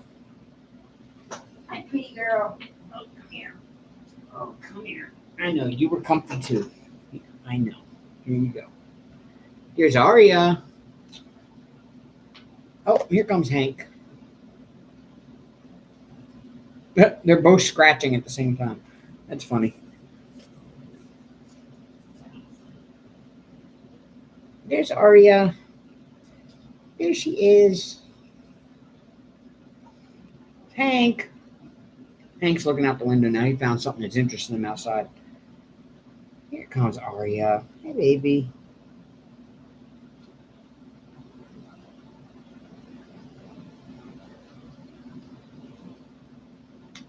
I swear she is so weird. When she walks up to me, when she gets on the desk, the first thing she does is she sniffs my mouth. She puts her nose right up to my lips and starts sniffing my whole mouth. She's so weird. She is. She's all floof. Aren't you? Huh? So yeah, you're all floof. You're just a big floof ball. You're a little biting floof ball. Why are you doing that, huh? Aria has become a whole different cat in the last year. I never thought I'd see her be this. She's just like, when I go to bed at night, I got to take my teeth out because I wear dentures. And I go in the bathroom to do that. She jumps up on the bathroom counter and she will pace back and forth across the bathroom counter while I'm trying to take my teeth out, put them in the denture cup, and put water in them.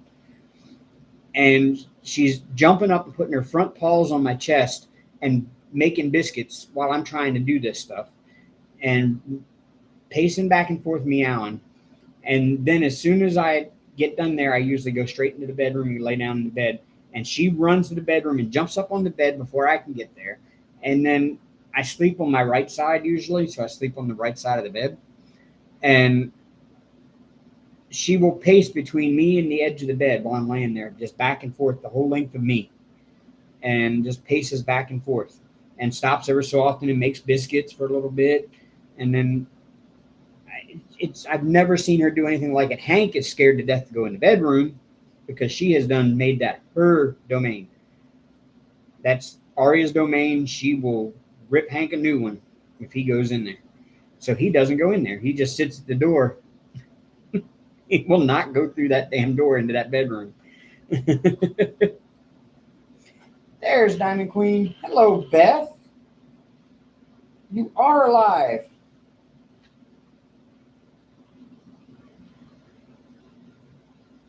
Other than the occasional meme video, I hardly see anything from you.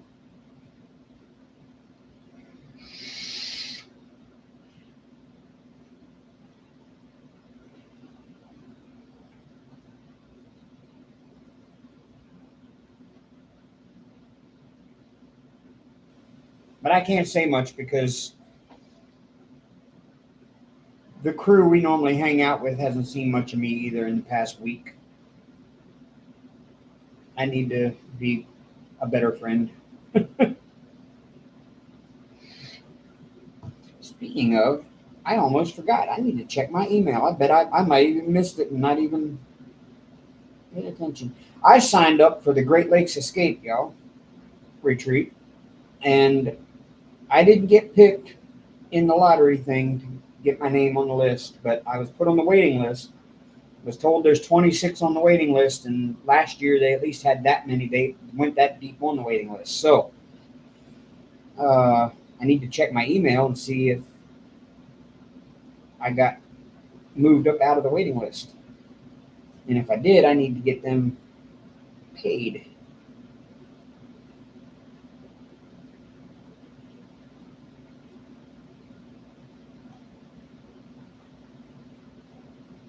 Nope. No such luck.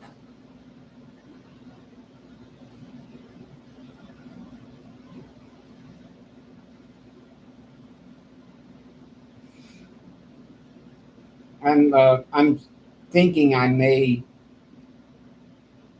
have to not do it because I'm really thinking that I can't really afford it.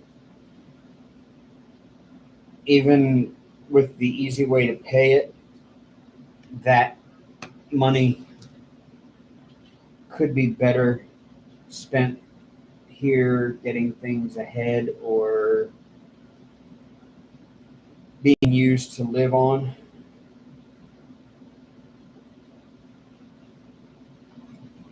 So I may not go. I may decline it if I get taken off. If my name gets pulled up on the waiting list and I get the email, I may just decline. I don't know yet.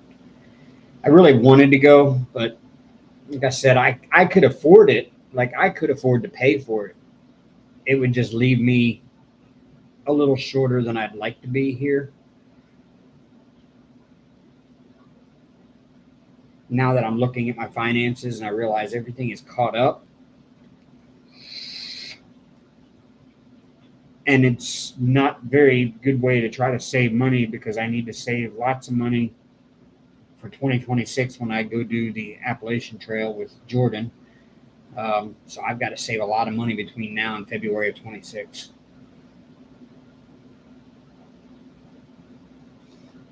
Well, see, I would enjoy it. And there's so many people that I want to meet. Like, I want to meet J Rob. I want to meet T-Mall. I want to meet all these people. But I don't know. I would love to go to a retreat and meet everybody, get to hang out with them for a weekend and have a lot of fun. But right now, I just thinking about it, I just can't see myself spending $600 and some dollars, even though I could afford it with the payment plans the way they do it. I still, I don't know.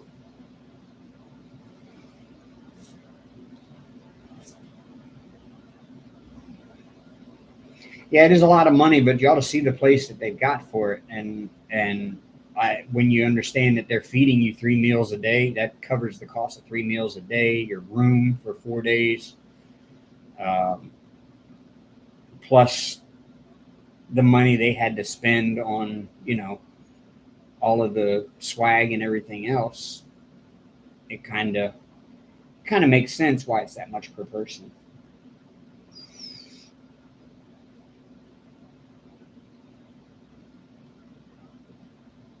Yeah, and I know somebody else like that Diamond Queen, and that person was going to go to the retreat as well with me, and their name got picked, and they decided no, they're not going to go either. So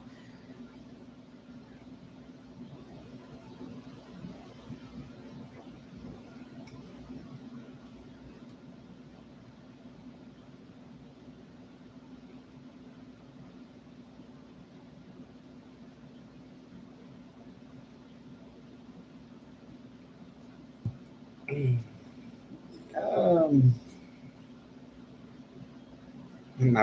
my son's asking me, "What about you? You getting on?"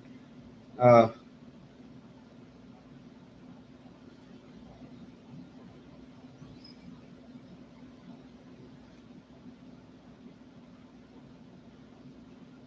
uh,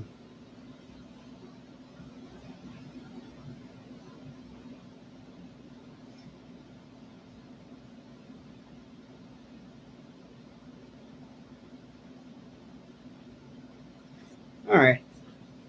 My son just has been away all day, and he's like, he wants to get on and play Call of Duty.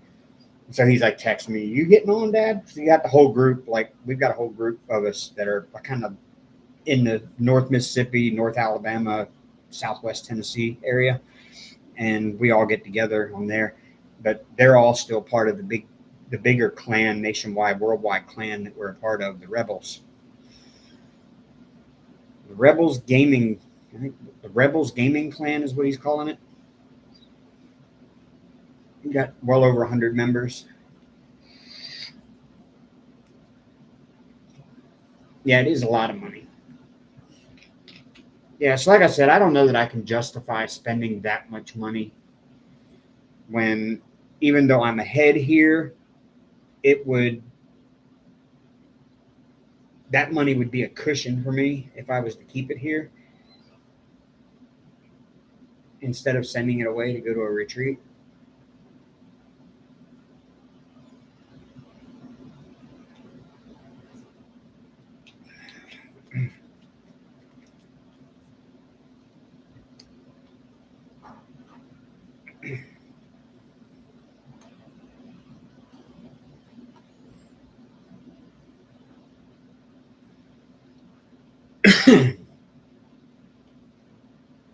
All right.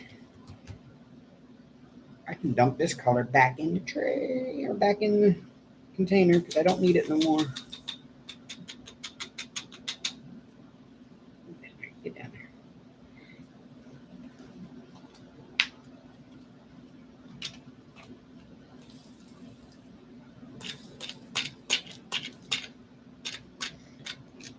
Nope. Missing some.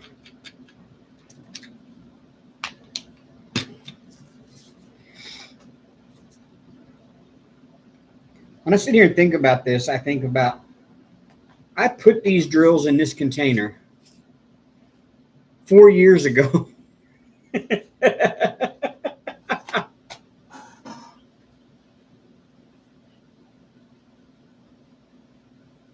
Yeah, the travel part, Beth, would be expensive. It says keep it for your hobby. Which one, Diane? Which hobby? I've got so many damn hobbies now. It's ridiculous. I've got so many hobbies that I can't. I have to pick and choose which ones I do when. See, I can't build models and just leave it sitting up there because the cats would ruin. Like they would ruin whatever. I just had to throw one away that I was working on that I started on right after Amber moved out. I started on a diorama scale model kit of the lunar landing, and I had the entire base of the lander with the legs, had the foil wrapped around the legs and everything. I had it all nice and painted, and I was getting ready to start painting the top part of the lander, and I left it sit out for so long, and the cats had done knocked part of it off, so I ended up putting it back in the box and storing it in the closet. Well, I pulled it out the other day, and there's stuff had broken off of it and everything else. I was like, throw it away. So, it doesn't pay for me to start a model and then say, well, I'm going to take a break from that and work on diamond painting. And then, and then I leave the diamond painting out and the cats walk all over it and they get fur all over the sticky part that I can't cover up because it's got a lot of drills already on it. But that or stuff gets spilled on it or it's just sitting up in the way. And then I end up like along this edge right here where it comes over the desk, the drills get knocked off or pop off or whatever. So then I end up messing up my diamond painting. So it's like there's so many damn hobbies and I can't do any of them at the same time.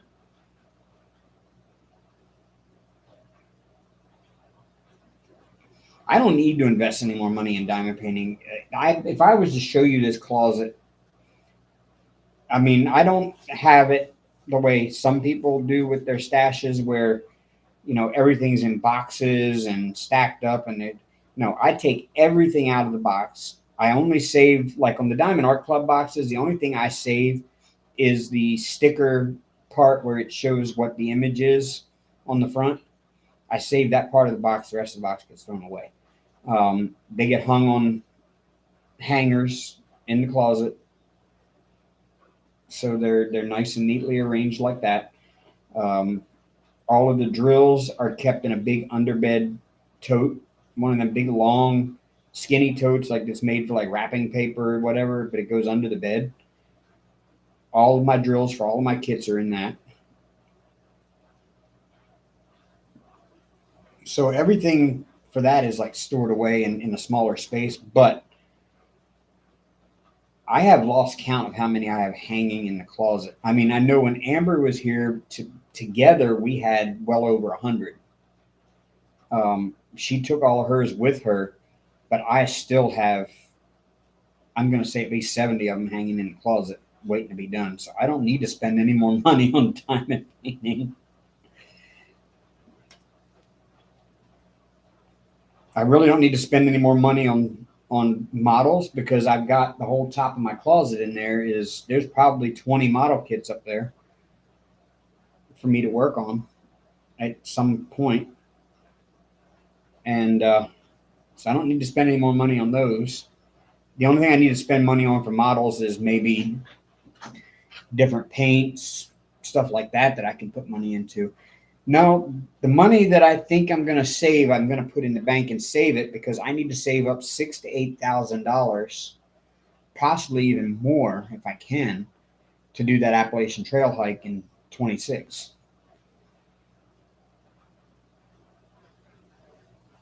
And even 6,000 to 8,000 is just like the bare minimum you need to make that hike. That's not counting having a cushion for when you come back and you don't have a place to live anymore, and you don't have a job, and you basically got to start all over again.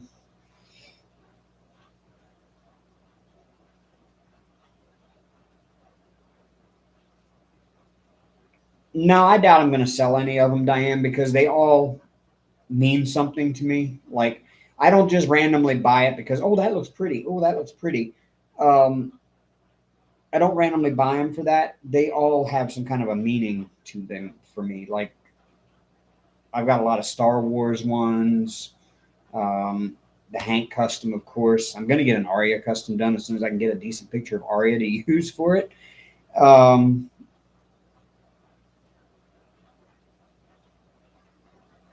So yeah, they all have some kind of a meaning to me as to why I have them, and so I want to actually do all of them, and that's why I don't buy it just because it's a certain artist, or because, I mean, if I had to say I had a favorite artist, it'd be John Poppleton, and that's TSA. Um, I love all of his stuff, but even then I don't just buy every John Poppleton because it's John Poppleton.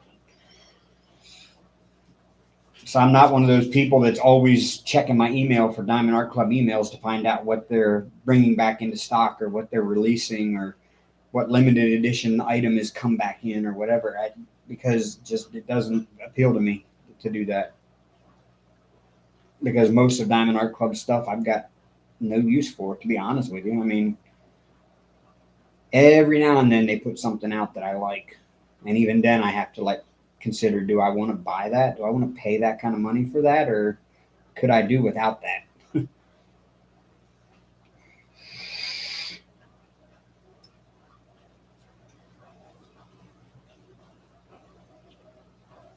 Diamond Queen, the cats. I will find somebody, and Amber has already said that she would take care of them during the time that I'm gone. But hopefully by then there will be somebody that knows them well enough that would be willing to take them in. Maybe if not Amber, then somebody else. I don't know, that would take them in for that 6 months or so that I'm gone on the hike.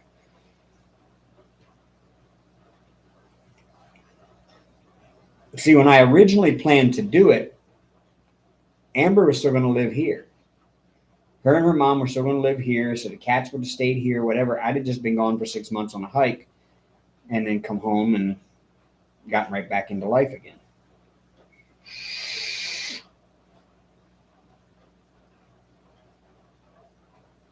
And at that time, when I started planning it, I had that freedom to do so. Oh, I got a ding. Somebody dinged me. It's my work phone dinging. I will be out of town Tuesday, but I will tell Charlie you don't need to get inside the house, correct? If you're not having issues, sorry, y'all. Work phone, see, told you. If you're not having issues inside, there is no need to spray anything inside.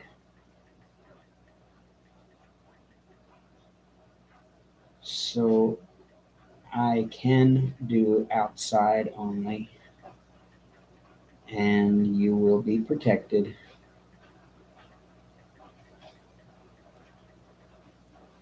for the next quarter.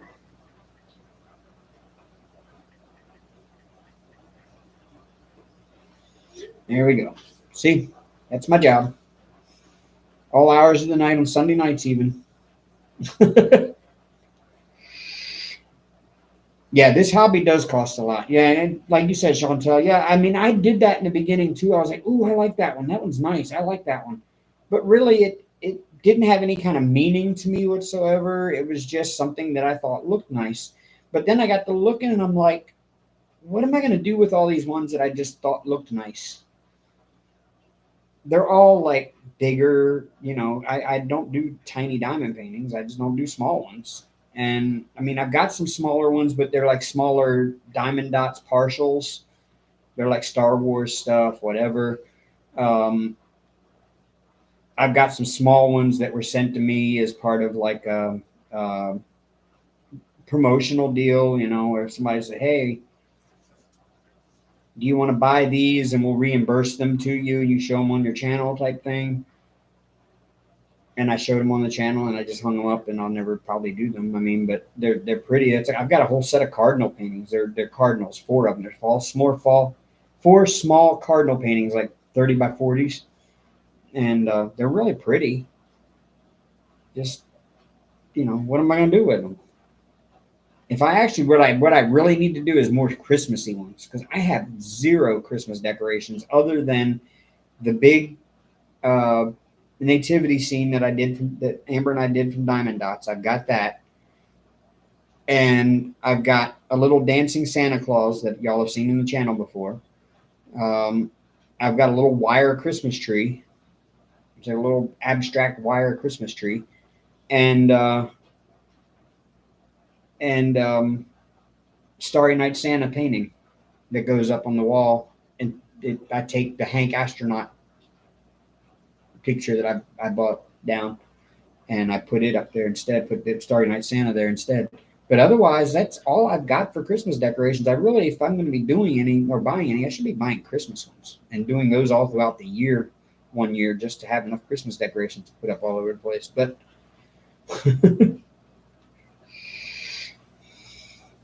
wow, Beth.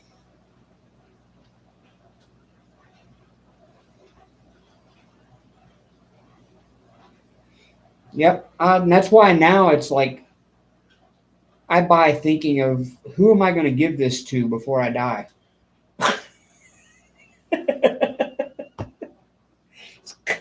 It's kind of morbid, but it's like I buy it and look at it and go, okay, who would enjoy this when I, before I die? Um,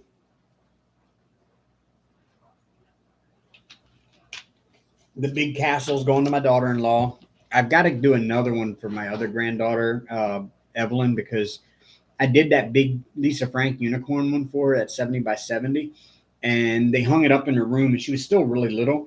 She thought the drills were candy, and of course it was sealed. She was picking the drills off and trying to eat them. And so she just kind of like stripped a whole corner of that diamond painting off, and they had to throw it away. So I'm gonna make her. I'm gonna do another one for her too. And now I've got Evelyn. Now has a little sister Piper. So I've got to do one for Piper. And now Briley has a little sister Bentley, and I'm gonna have to do one for Bentley. And now my younger son just got his wife pregnant with their third one. We don't know what it's going to be yet. I'm hoping a boy this time, but yeah, exactly, Chantel. Like my kids know I diamond paint, but I don't think they know the extent to which I know Wayne does. Wayne knows the extent to it, and Wayne will most likely be the one taking care of all my assets when I go. Um, but Wayne kind of knows the extent of it because he's been here and he's seen my craft closet. The other ones have never. Well, no, Charity does. Charity has been here too, but Charity saw it when all the Amber stuff was in here too.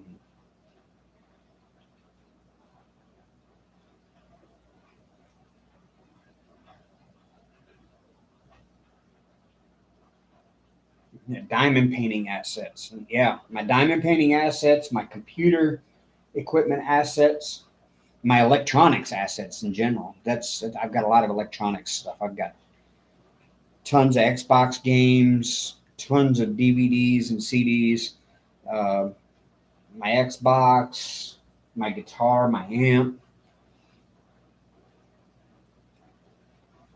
all my electronics.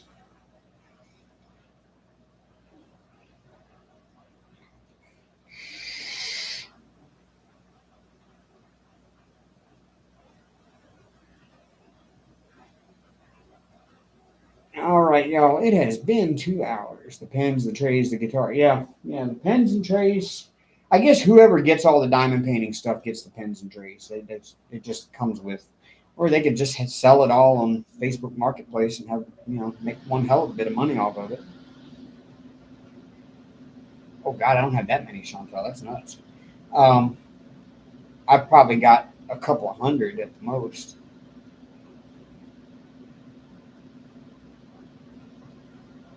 Now, VHS tapes. Oh my God, I have 5 large boxes of VHS tapes in my bedroom closet, but most of those, in fact, I'm going to say 96% of those that are in that bedroom closet are ones that I recorded myself because for years, I'm going to say for at least a decade. Yes, Beth, you sure may. Beth's going to put her Etsy shop link up there. That's where I get the Not Your Mama's Mud. Good stuff, great stuff. As you can see, Beth, I'm back at it again. I took the diamond off the top on the inside. I stuck it through the lid. So I don't have to poke the diamond. Um, she's going to put that up there. Make sure y'all go check it out. You know. Down below in the comments or in the blah, blah, blah, blah, blah. Down below in the description, there is a link to my merch shop. There's a link to my Patreon. There's links to all of the stuff that I'm an affiliate for, just except for Temu. I did not include my Temu affiliate link. I don't know. Yeah, I'm an affiliate for Temu. Okay, big deal. Everybody uses Temu, so it's not a big deal. And I'm not 100% like sold that they have good stuff because you can't choose your sizes on your diamond paintings. Pretty much 99.9% of the diamond paintings they have on Temu are 30 by 40, and you buy it. All these people, oh my God, the people in the diamond painting beginners group, it's, oh my God, they drive me nuts. They're buying them off Temu because they're $2.99 on Temu, and these people think they're getting such a great deal. And then they get one, and then they do it, and they wonder why it looks like shit when it gets done. And then they get on there complaining about, I just bought this thing and it looks like shit. They're trying to rip you off. No, they're not trying to rip you off. If you're buying diamond paintings, you're supposed to know that you need to buy big if there's a lot of detail. But they're not showing you the finished product. They're just showing you the picture the original image without showing you the finished product, and you expect that you're going to get that picture. I'm like, well, you did get that picture, but you got a very pixelated version of it because it's 30 by 40. You're not going to get a bigger one from Temu. Sorry. And that's kind of why I'm not going to hype up my Temu affiliateship, because it's Wish.com 2.0.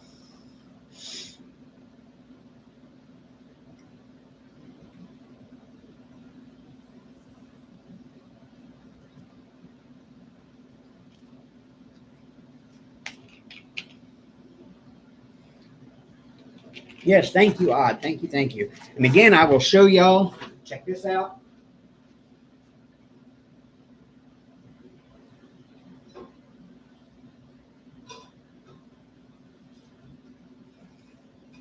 I picked it up a couple of weeks ago. You can find it in the merch shop. It is stainless steel. It keeps your stuff cold. Believe it or not, it actually keeps it cold really well. It's very well printed on there. And on the back side, it's got Hank. And you can pick that up in the merch shop. It's very nice to have. It's a 20-ounce tumbler, so it holds a lot.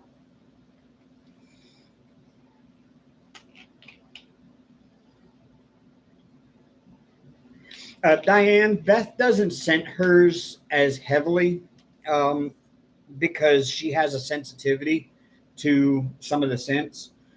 And so she can't work with it when it's scented really heavily. So that's why hers aren't scented as heavily as some others. But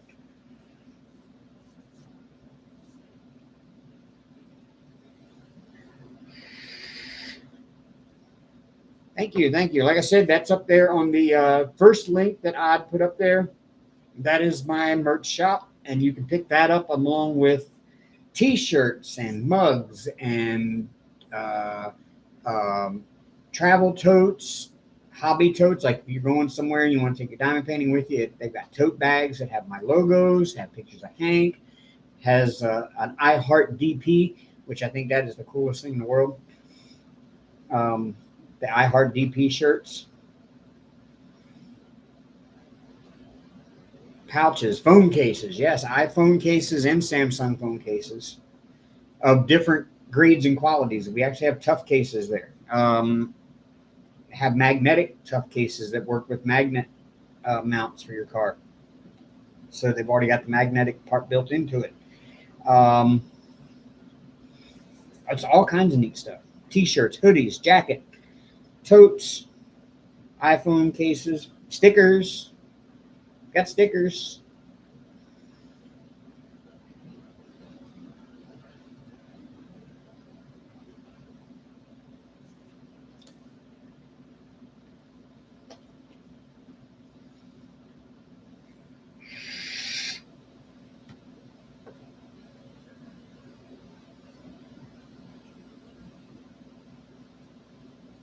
And I'm going to come up with some new designs to add up in there too. So those were just the very first ones I could come up with, and I added them all in there.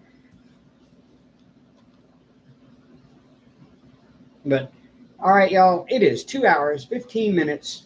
Viewership is kind of holding steady at 8, which is all right. But I said tonight was going to be my first 2 hour live, and I've gone a little bit over, but I'm going to take off and hop off of here before the viewership drops off to nothing like it usually does in the last hour.